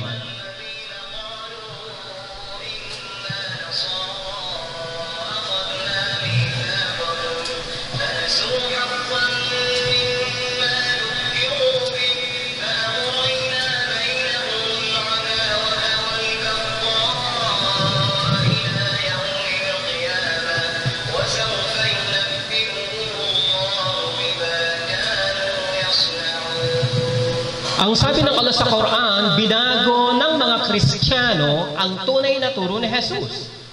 Yaong tinatawag nila ang kanilang mga sarili na mga Kristiyano, gumawa kami ng kasunduan sa kanila. Subalit itinago nila ang mabuting bahagi ng mensahe na ipinadala sa kanila. Dahil dito, nagtanim kami ng poot, galit hanggang sa dulo ng panahon. Pag pinag-aralan mo, anong relihiyon ang nagtatalo-talo sa ibabaw ng kalupaan with all respect? Sa telebisyon, sa palengke, sa kalsada, sa luneta, bilang poot ng Allah dahil sa binago nila at lumampas sila sa hangganang itinakda ng Allah. Ito yung katibayan. Binago ng mga pinuno ng mga Kristiyano ang tunay na turo ni Jesus at ang Allah ang siyang magsasabi nito sa kanila, yung kanilang kinagawian na gawin sa araw ng muling pagkabuhay. Kaya kapag ikaw ay born again, hindi papayag ang Adventist. Kapag ikaw ay saksi, hindi papayag ang Iglesia. Sabi ng Allah sa Quran, ang bawat isa ay nag-aangkin na sila ang tama at ang ibang mali. At walang katapusan ito hanggat hindi nila tinatanggap ang banal na Quran. Sila'y susunugin sa impyernong apoy magpakailanman.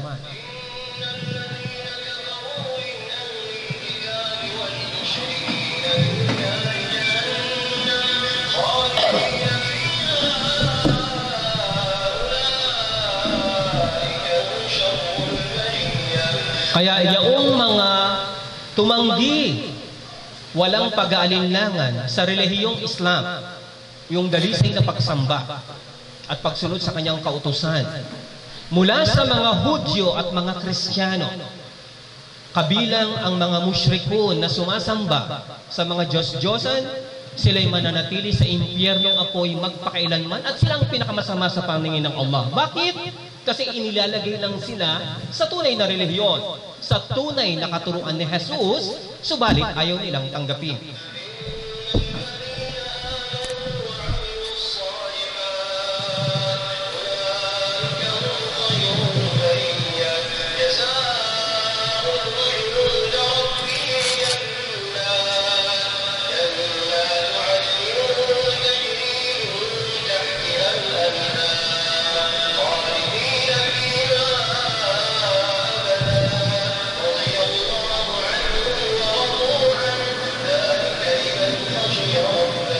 Kaya pagkatapos tayo, nabigyan ng babala bilang isang Kristiyano, kami,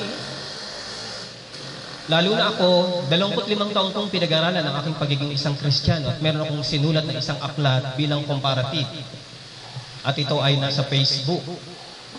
Dahil nakita ko ang tunay na turo ni Jesus. Kaya dito, patungkol ito sa mga tinatawag nilang Kristiyano ang kanilang mga sarili. Katotohanan yaong mga naniwala at gumawa ng kabutihan. Sila ang pinakamabuti sa paningin ng Allah.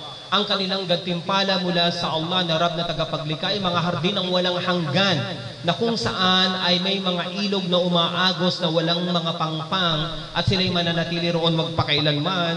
Sila ay nalulugod sa Allah. Ganun din ang Allah sa kanila at ganito ang gantimpala ng mga yaong may takot sa Allah na kanilang Rab na tagapaglikha. Kaya hindi tayo lumalabas sa katuruan ni Jesus. Bagkos ay ibinabalik lamang natin ang ganap nang sa ganun ay maging karapat-dapat tayo sa buhay na walang hanggan.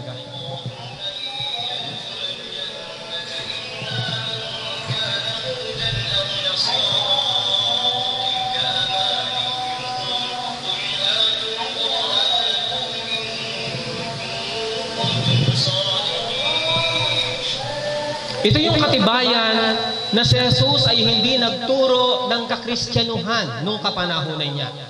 Kasi kung nagturo si Jesus ng kakristyanuhan, mali kaagad ang talata ng Quran na ito.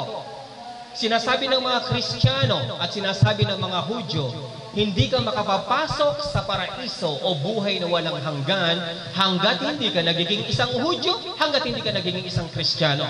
Ano ang sabi ng Allah? Ito'y kanilang bigong pagdarasa.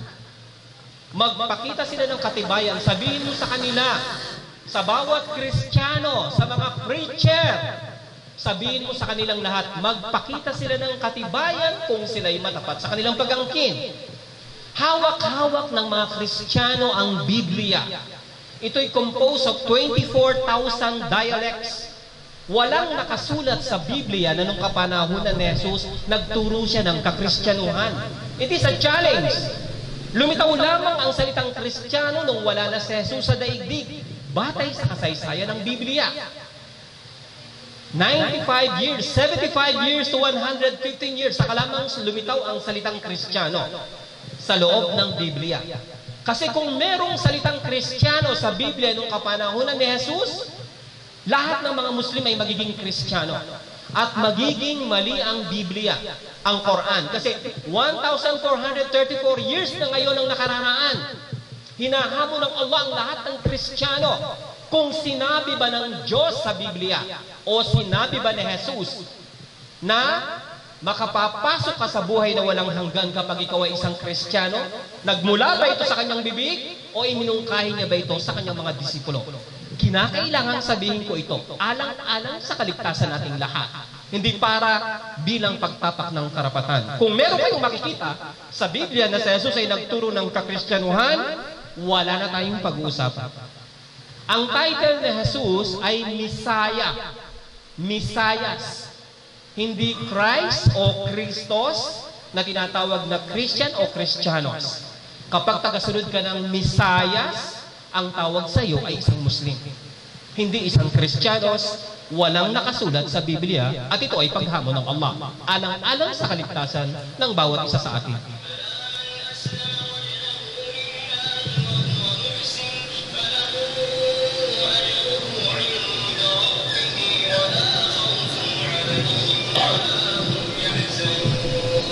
Kaya bilang magpapatuloy ng kasunod na talata, hindi ang kanilang inaakala ang siyang katotohanan, kundi ang sinumang isinuko ang kanyang sarili, buong katauhan sa Allah at gumagawa ng kabutihan. Ibig sabihin, ang pagiging muhsin ng isang tao, pagiging dalisay, pagiging matuwid.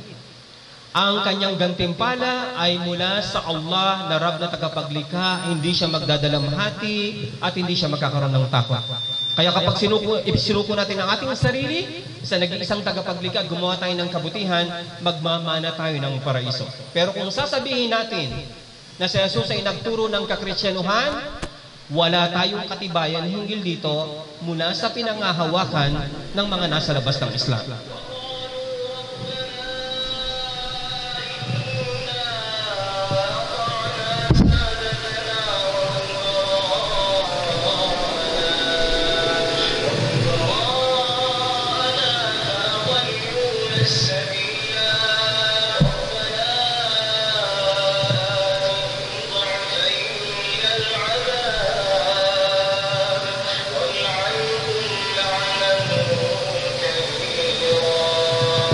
Dahil sa binago ng mga tinatawag nilang Kristiyano ang tunay na katuruan ni Jesus, kapag nasa impyernong apoy na ang mga sumunod sa kanilang mga preacher, mga klero, sisisihin nila ang kanilang mga pinuno.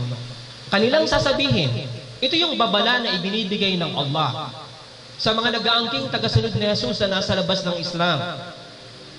Kanilang sasabihin, O Allah na aming tagapaglikha, katotohanan sinunod namin ang aming mga pinuno at mga dakila mula sa amin at iniligaw nila kami mula sa tamang landas. O Allah na aming tagapaglikha, bigyan mo sila ng dobling pagpapahirap at matinding pagpaparusa at isumpa mo sila ng matinding pagkakasumpa. Ganon ang babalang ibinigay sa atin ng Allah dahil pinakialaman ng mga pinuno ng mga Kristiyano ang tunay na turo ni Jesus at saksi tayong mga Kristiyano dahil nagkahiwalay tayong lahat.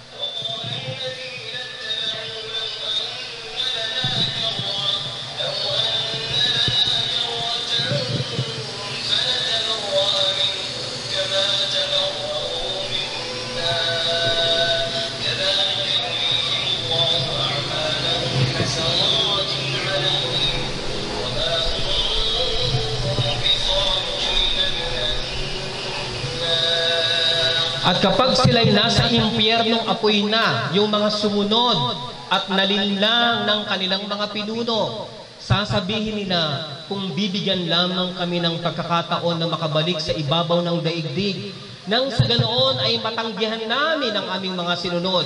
Subalit hindi ito pahihintulutan ng Allah, bagkos ipapakita ang kanilang mga gawa at kailanman ay hindi na sila makalalabas pa sa impyernong apoy. Kaya ito'y bilang pagpapayo sa atin ng Allah subhanahu wa ta'ala, nang sa ganoon ang sinumang totoo sa atin ay tanggapin niya ang tinatawag na katotohanan at hindi siya magdalawang isip, sapagkat mapapahamak tayo magpakailanman. Sa isa pang talata ng banal na Quran,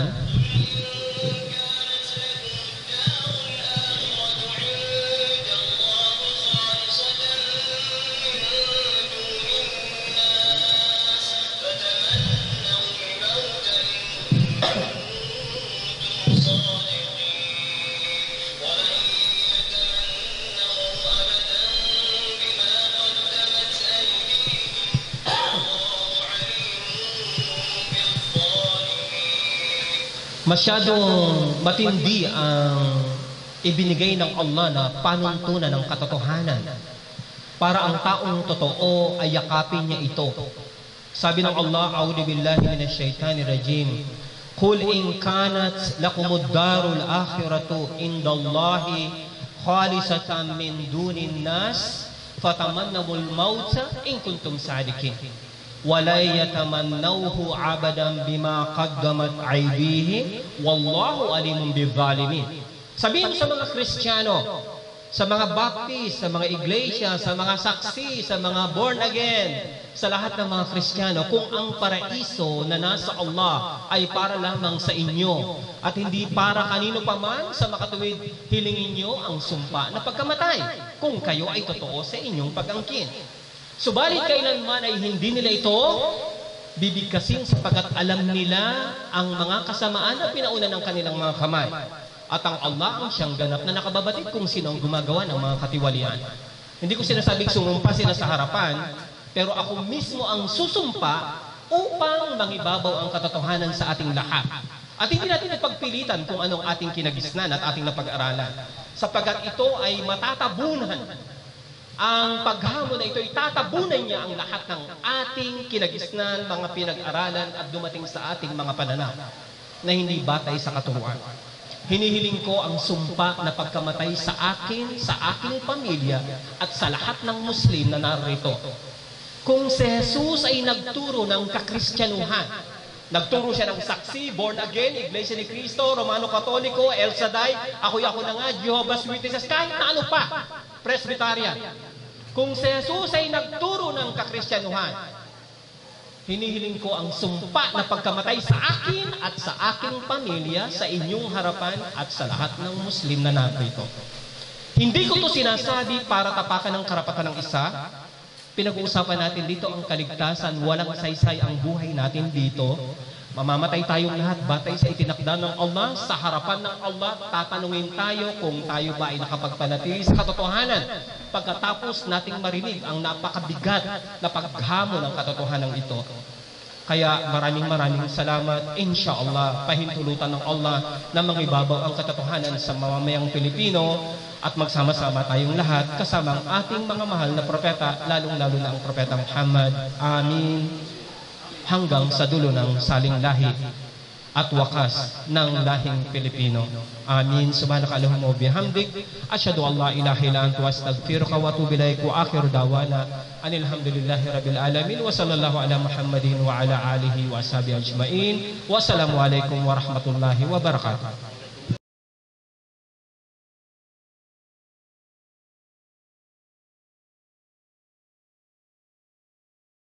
Unang tanong po, Ginoong Art de la Cruz, ang Jehovah's Witness po ba nakasulat sa Biblia?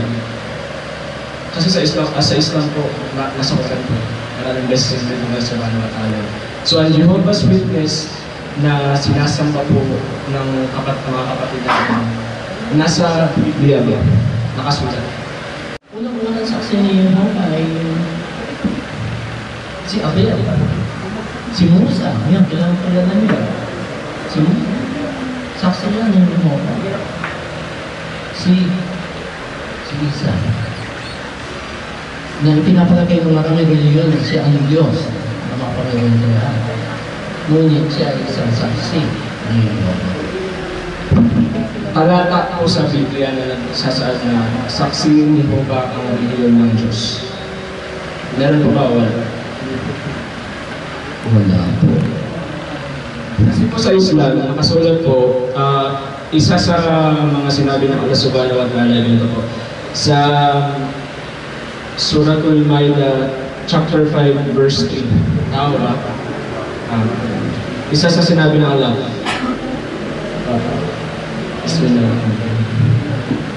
This day have I perfected for you your faith and completed my blessings upon you and have chosen Islam for your faith. So abide by all these limits imposed upon you with regard to taking your food. Basta, yun, isa po yung sinabi na sa mga. So, yun po. Ay, din siguro akong bumasa ng ilang talata na nagsasabing kayo ay aking mga saksi. Yung mga tagasunod niyo. Meron din. Sinabi ko ito sa 1:47. Sa gayon ay sinabi ni Pilato sa kanya, kung gayon nga, ikaw ba ay isang hari? Sabagat si Jesus, ikaw mismo ang nagsabi, ako ay isang hari. Dito, dahil dito po ay pinanganak ako, dahil dito ay pinanganak ako sa sanduran, upang ako ay magkatutuwa sa katotohanan. Bawat isa na nasa panig ng katotohanan ay nakikinig sa akin.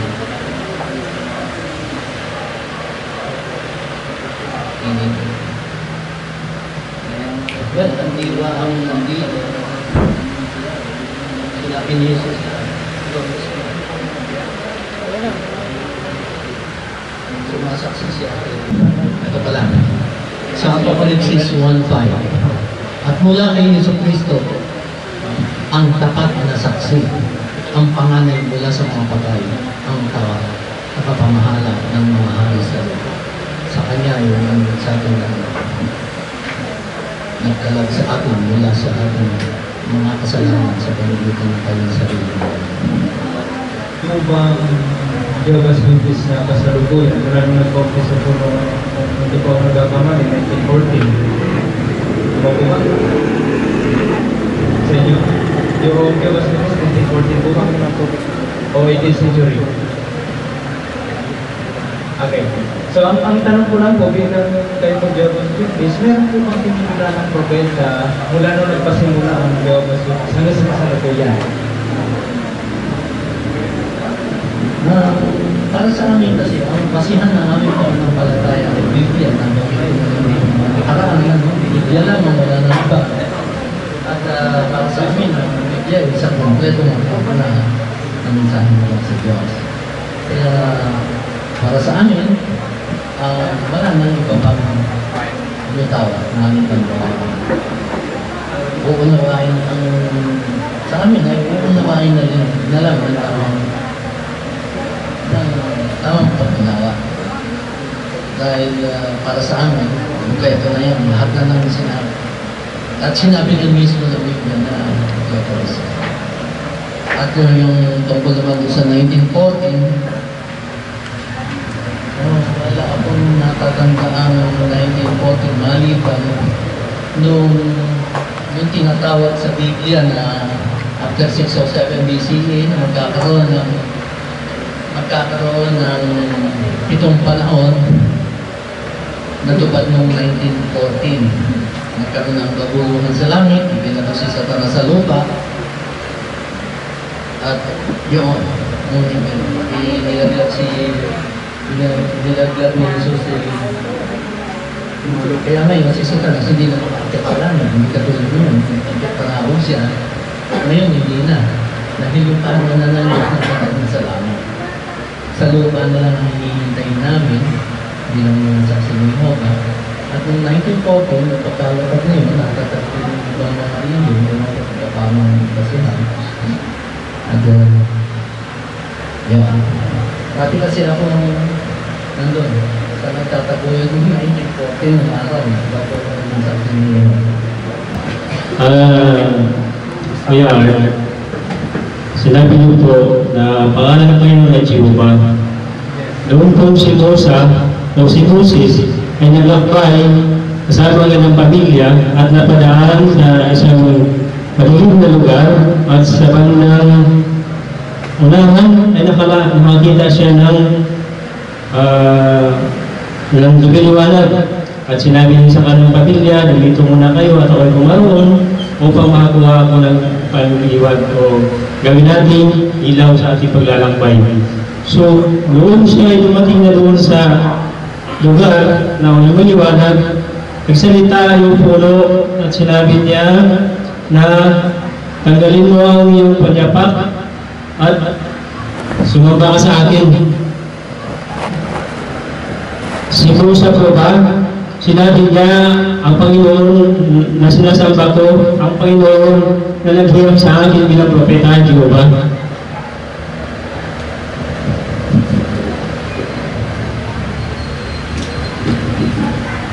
Maaari po yung tatlong yun, kilala na niya si Jehovah.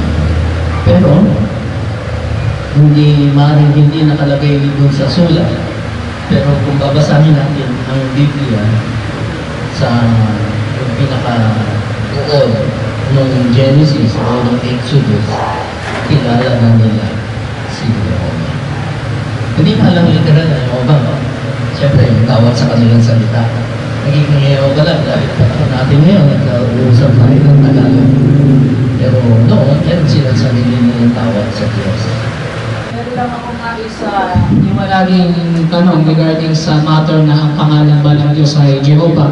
Kasi una-una sa lahat, nakita ko kasi yung bagong yung limbag ng Bible na yung color gray, yung gray na limbag, na kung saan doon sa mga likod, meron kayong pinag-quote na mga Protestant pastor na parang pinapatunayan nyo na most accurate translation of YHWH is Jehovah.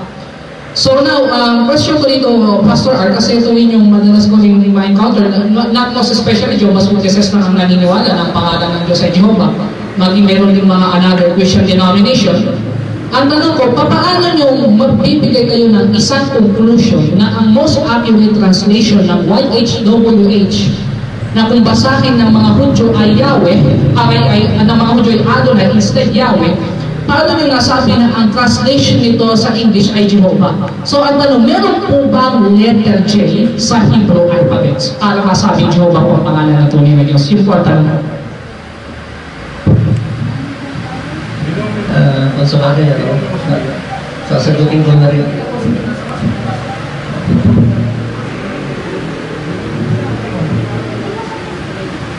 Meron pang mas bagong lalabas. Meron pa. Doon sa nabasa mo, may mas bago pang lalabas. Mas malalaki pang letra. Siguro mga next week lang. Yung nabasa mo, alam ko yan. Ngayon, yung tanong mo, no? Kasi bago man topic pa yung isang linggo. At ibabalikan natin ngayon, dahil ngayon, hindi naman yun ang ating naging topic, kasagutin ko pa rin. Yung pangalang Jehovah kasi hindi naman inimbento katulad ng mga salita ng iba. Kami lang ang naglagay o sabi ang yun ay tama. Group of scholars yung nagsabi yun. At pinag-aralan ng gusto yun. Dahil napakasailang bahagay yun. Ngayon yung salitang Jehovah sa lingwahe lang natin na tumutukoy sa Diyos ng mga pamilya. Pero hindi rin Jehovah. Miski pumunta ka sa Japan, hindi ba na hindi Jehovah. Dahil sa salitang ako, hindi ka naman bigkas. Magpunta ka sa iba-ibang bansa. Ngayon na, kanina kami, nabasa ako sa salitang Arabo. Salitang Arabic. Meron na rin kami Biblia ginawa na tumutukoy ito.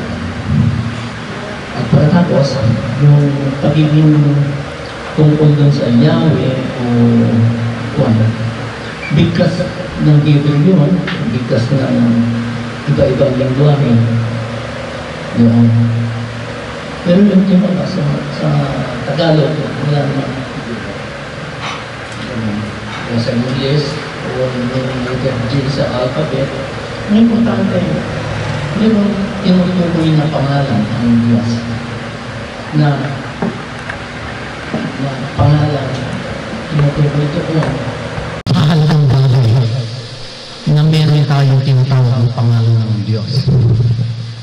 Sapagkat maraming dinidiyos ang mga tao. Maraming mga relihiyon na dumidiyos sa Diyos. Nagiging Adonai. Yung Adonai, yung salitang Adonai, replacement lang ng isang relihiyon yun eh. Na yun ang ginamit sa ang kahulugan daw ay yung title. Makapangyarihan. Diyos na makapangyarihan. Kung hindi ako nagkakamali. Hindi pangalan yung Adonai. Title yun. Sa lingwahe nung nagsulat noon. Kaya napakahalaga. Mahalagang totoo yun. Mahalaga yun yung pangalan. Kung paano maging mahalaga sa atin ang ating pangalan, isa Diyos pa kaya. Di ba? Para tumukoy sa isang Diyos na lumalang ng langit at lupa, tiyakan yun. Isa lang yun. Sa mga oneness, merong isang pangalan. Itong tanong ko, nagtataka ako, bakit ang Muslim, ang kanilang pagtuturo, mayroong pinipick up sa Bible, mayroong sa Quran, mayroong ayaw sa Bible. Ibig sabihin, may portion na tama, kinukot sa Bible. Pero may portion din ng mali, kinukot din sa Bible. Ano ba talagang stand dito? Ito yung tanong ko na, kasi naghalo eh, mayroong tama sa Bible, mayroong mali. Yun, bakit kinuha yung ibang tama at iba ginawa mali? Bigyan natin natin kay Chef Amin Rodriguez o pag mali, bigay ng liwanag. Pwede rito ako umupo. Sasagutin ko muna yung kapatid natin sa sangkatauhan. Okay.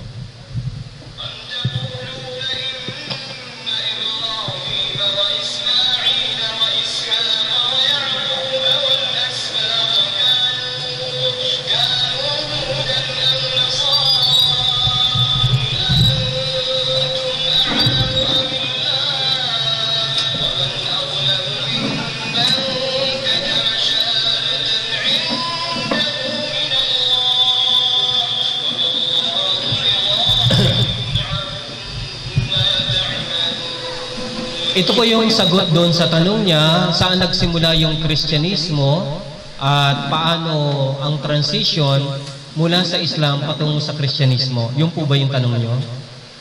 Oo, okay. Ganito yon. Sabi na pala sa banal na Quran sa chapter 2 verse 140, o kanila bang sinasabi na si Ibrahim, si Ismael, si Isaac at si Jacob at ang 12 anak ni Jacob, okay, yung 12 anak ni Jacob, sila yung mga Hudyo at mga Kristiyano? Sabihin mo sa kanila, ito'y kasinungalingan. Sapagkat ang ganap na nakababatid nito ay ang Allah. Kayo ba ang ganap na nakababatid nito o mismo ang Allah ang siyang ganap na nakababatid nito na sila yung mga Muslim? At sino pa ba ang higit na hindi makatarungan kaysa sa kanya na tinatago niya ang katotohanan na meron siya mula sa Allah, hinggil kay Propeta Muhammad at hinggil sa kanyang pagbabalik at hinggil sa pagkakasulat kay Muhammad sa kanilang mga kasulatan, at ang Allah ang siyang ganap na nakababatid nito. Paano nagkaroon ng salitang Kristyanos, Christ, Christos? Ang Biblia kasi ay galing sa wikang Griego. Sa wikang Griego, merong tinatawag na Biblios na isnaling the two books.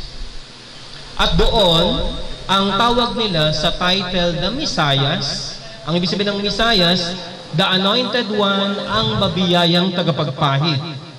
Ito ang title ni Jesus. Isinalin ito sa salitang Griego na Christos.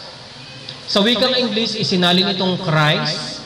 At kapag tagasunod ka ng Christ, ang tawag sa iyo ay Kristiyano o Kristyanos. Subalit, hindi ito yung original. Hindi ito nagmula sa bibig ni Jesus. Hindi ito divine revelation. Walang ganitong kapahayagan sa kapanahunan ni Jesus sa Biblia, at hindi niya ito ibinungkahi sa kanyang mga disipulo nang siyang umakyat na sa kalangitan. Lumitaw lamang ang salitang Kristiyano sa 3 bahagi ng Biblia. Pagkaraan ng umakyat ni Jesus, umabot pa muna ng 75 years up to 115 years after the ascension of Jesus Christ. Kaya nga sinasabi ng Quran, merong nakialam sa tunay na katuruan ni Jesus, ibinalik lamang ito ng Allah para bilang kagandahang loob, ang sinumang totoong tagasunod ni Jesus ay tanggapin niya ang katotohanan. Ngayon, bakit ang ilang mga Muslim ginagamit nila ang Biblia? Hindi ba yun po ang tanong nyo? Kasi ang Propeta Muhammad sallallahu alaihi wasallam, sabi niya, huwag niyong pasinungalingan ang aklat ng mga Kristiyano at ng mga Hudyo, at huwag niyo ring paniwalaan. Bakit? Sapagkat may mga nananatili pa rito mga salita na hindi na bago. Patutunayan ito ng Quran. Ang Quran ang siyang titistigo. Sasabihin ang isa sa katangian ng Quran, muhaiminan, ang testigo sa pinakamataas na antas. Patutunayan niya rito ang tunay na nakasulat sa mga naunang kasulatan, mga lumang kasulatan. Patutunayan niya rito ang tunay na itinuro ni Jesus at itinuro ng lahat ng mga propeta. Pasisinungalingan niya rito ang hindi tunay na itinuro ni Jesus at ang lahat ng mga propeta. Kaya ganon, gumagamit kami ng mga talata ng Biblia para patunayan na ibig sabihin, nandun pa rin o naroon sa tunay na turo ni Jesus yung mga sinasabi namin. Ang gusto lang namin iparating, merong nakialam sa turo, nagmagandang loob lamang ang Allah at ibinilig tayo sa orihinal na katuruan. Yun po ang punto ng mga Muslim. Yes. Okay. Ang aking ipapalawa, ganito. Paano ka makapagtanong ng direkta sa isang Muslim? Hindi mo alam kung alin yung tama at mali sa Biblia. No, paano I-establish ko.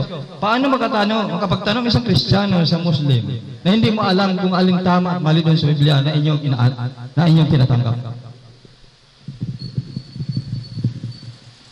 Ang batayan namin na mali at tama ang kasulatang pinanghahawakan ng mga Kristiyano, ang magpapatotoo nito ay ang Allah. Sasabihin niya sa banal na Quran na ito'y totoo at sasabihin niya hindi. Bibigyan kita ng halimbawa. Tulad halimbawa sa Biblia para malaman mo, magkaroon ka ng idea. Nilikha ng Allah ang mga kalangitan at kalupaan at ang mga nasa pagitan nito sa loob ng 6 na araw. Ito'y nakalagay sa Biblia. At sa ika-7 araw, siya'y nagpahinga sa lahat ng kanyang mga gawa. Ito ay tinatanggihan ng Quran. Sabi ng Quran, ang Diyos, ang Allah, kailanman ay hindi nakaranas ng anumang kapaguran.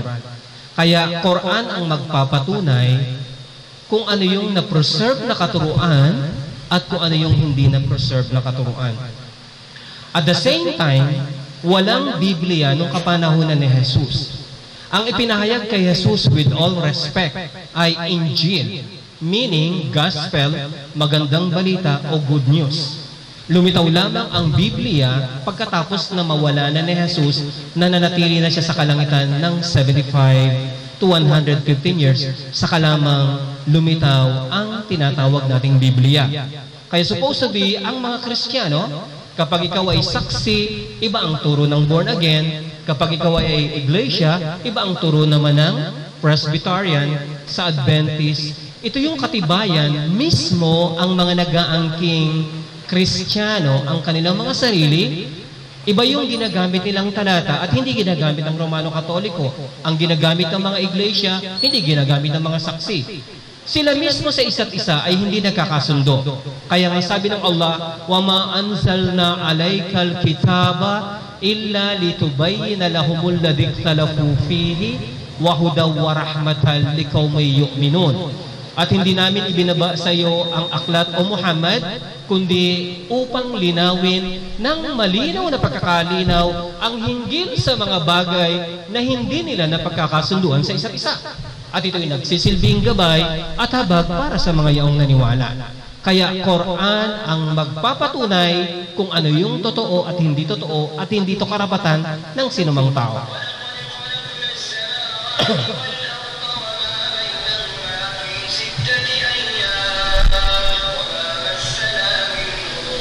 So ito yung katibayan na pinapatunayan ng Quran ng pagiging totoo at pagiging hindi totoo ng isang talata.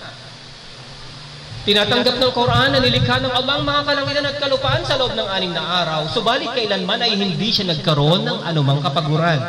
Sapagkat alam natin sa ating kaisipan, kahit na walang Biblia, kahit na walang Quran, alam natin ang Diyos na tunay na nag-iisang tagapaglikha kailanman ay hindi makararanas ng anumang kapaguran. Yes. Follow-up? Another follow-up? Ganito sa akin naabot sa pag-aaral ng Bible. Hindi ibig sabihin na siya nagpahinga ng kapito ay napagod siya. Yun ang aking understanding. Personally, hindi siya nagpahinga dahil pagod. Kundi nagpahinga siya dahil natapos ang kanyang gawa sa 6 na araw. Nagpahinga siya dahil natapos. Doon sa paglalang langit at lahat ng narito. Hindi ibig sabihin na pagod siya. Ang gusto ko lang linawin sa iyo, yung nagpahinga, okay? Kasi hindi natin pwedeng magsabi tayo ng isang bagay na hindi natin alam, di ba? Kasi gusto ko lang ipaalam na ang dapat paniwalaan ng mga tagasunod ni Jesus ay yung banal na Quran dahil ibinalik talaga yung ganap na katuruan. Unang-una, dapat nating malaman, this is my pag-aaral ng Biblia, wala na yung original na ebanghelyo. Ang nag-e-exist na lamang ngayon, yung tinatawag nating the Gospel according to Saint Matthew, Saint Luke, Saint John, at yung Saint Mark. Merong third person na nagsasalita. At the same time, hindi pa kasama rito yung mga apocalypses na sinasabi mo, na compose siya ng matalinghagang mga kahulugan. Okay? So dito malalaman natin, kapag hindi nagsalita ang Quran hinggil dito, meaning, ibig sabihin kabilang ito sa mga ilinagdag. Nililinaw ng Quran kung ano lamang yung totoo. At katulad mo, binanggit ka sa banal na Quran o ang mga Kristiyano. Hindi ko nililihis ang kahulugan, pero gusto ko lang ipaalam kung ano ang tawag ng Allah sa mga yaong Kristiyano. Tinatawag nilang Kristiyano ang kanilang mga sarili. At baka maidagdag si Brother Rashid Indas ang hinggil dito.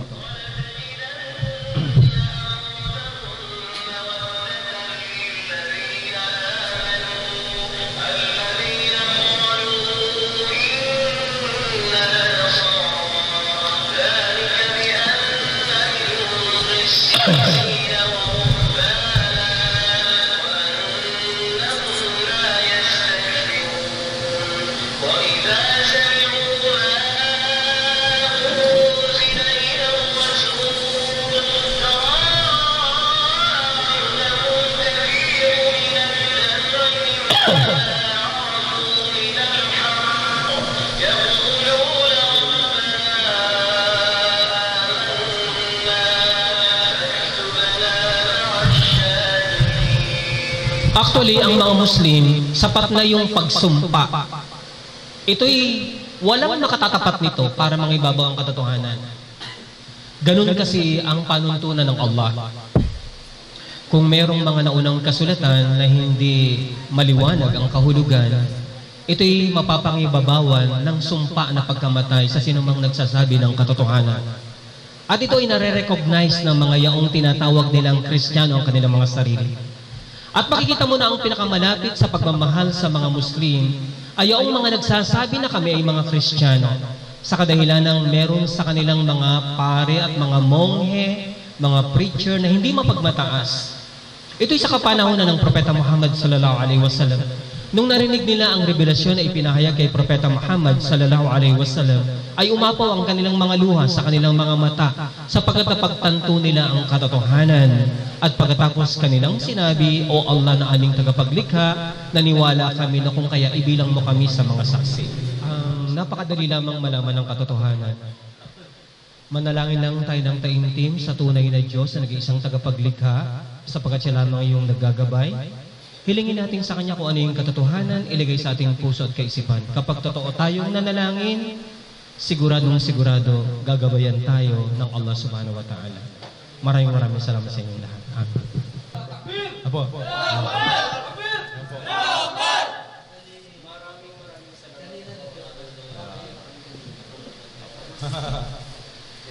So ayan po ang ating maginoong talakayan at papasalamat po tayo unang tigit lahat sa kay Allah subhanahu wa ta'ala na muli ay pinintulutan po tayong may raos po ito ng banayad at tahimik at walang gulo at naway tanggapin po ito ni Allah subhanahu wa ta'ala sa kalulugod niya. Tanging sa pagtanggap lamang po ni Allah, tayo po ay makikinabang. Maraming salamat po sa inyong mga dumalo. Jazakumullah khairan. Assalamualaikum warahmatullahi ta'ala wabarakatuh. Takbir!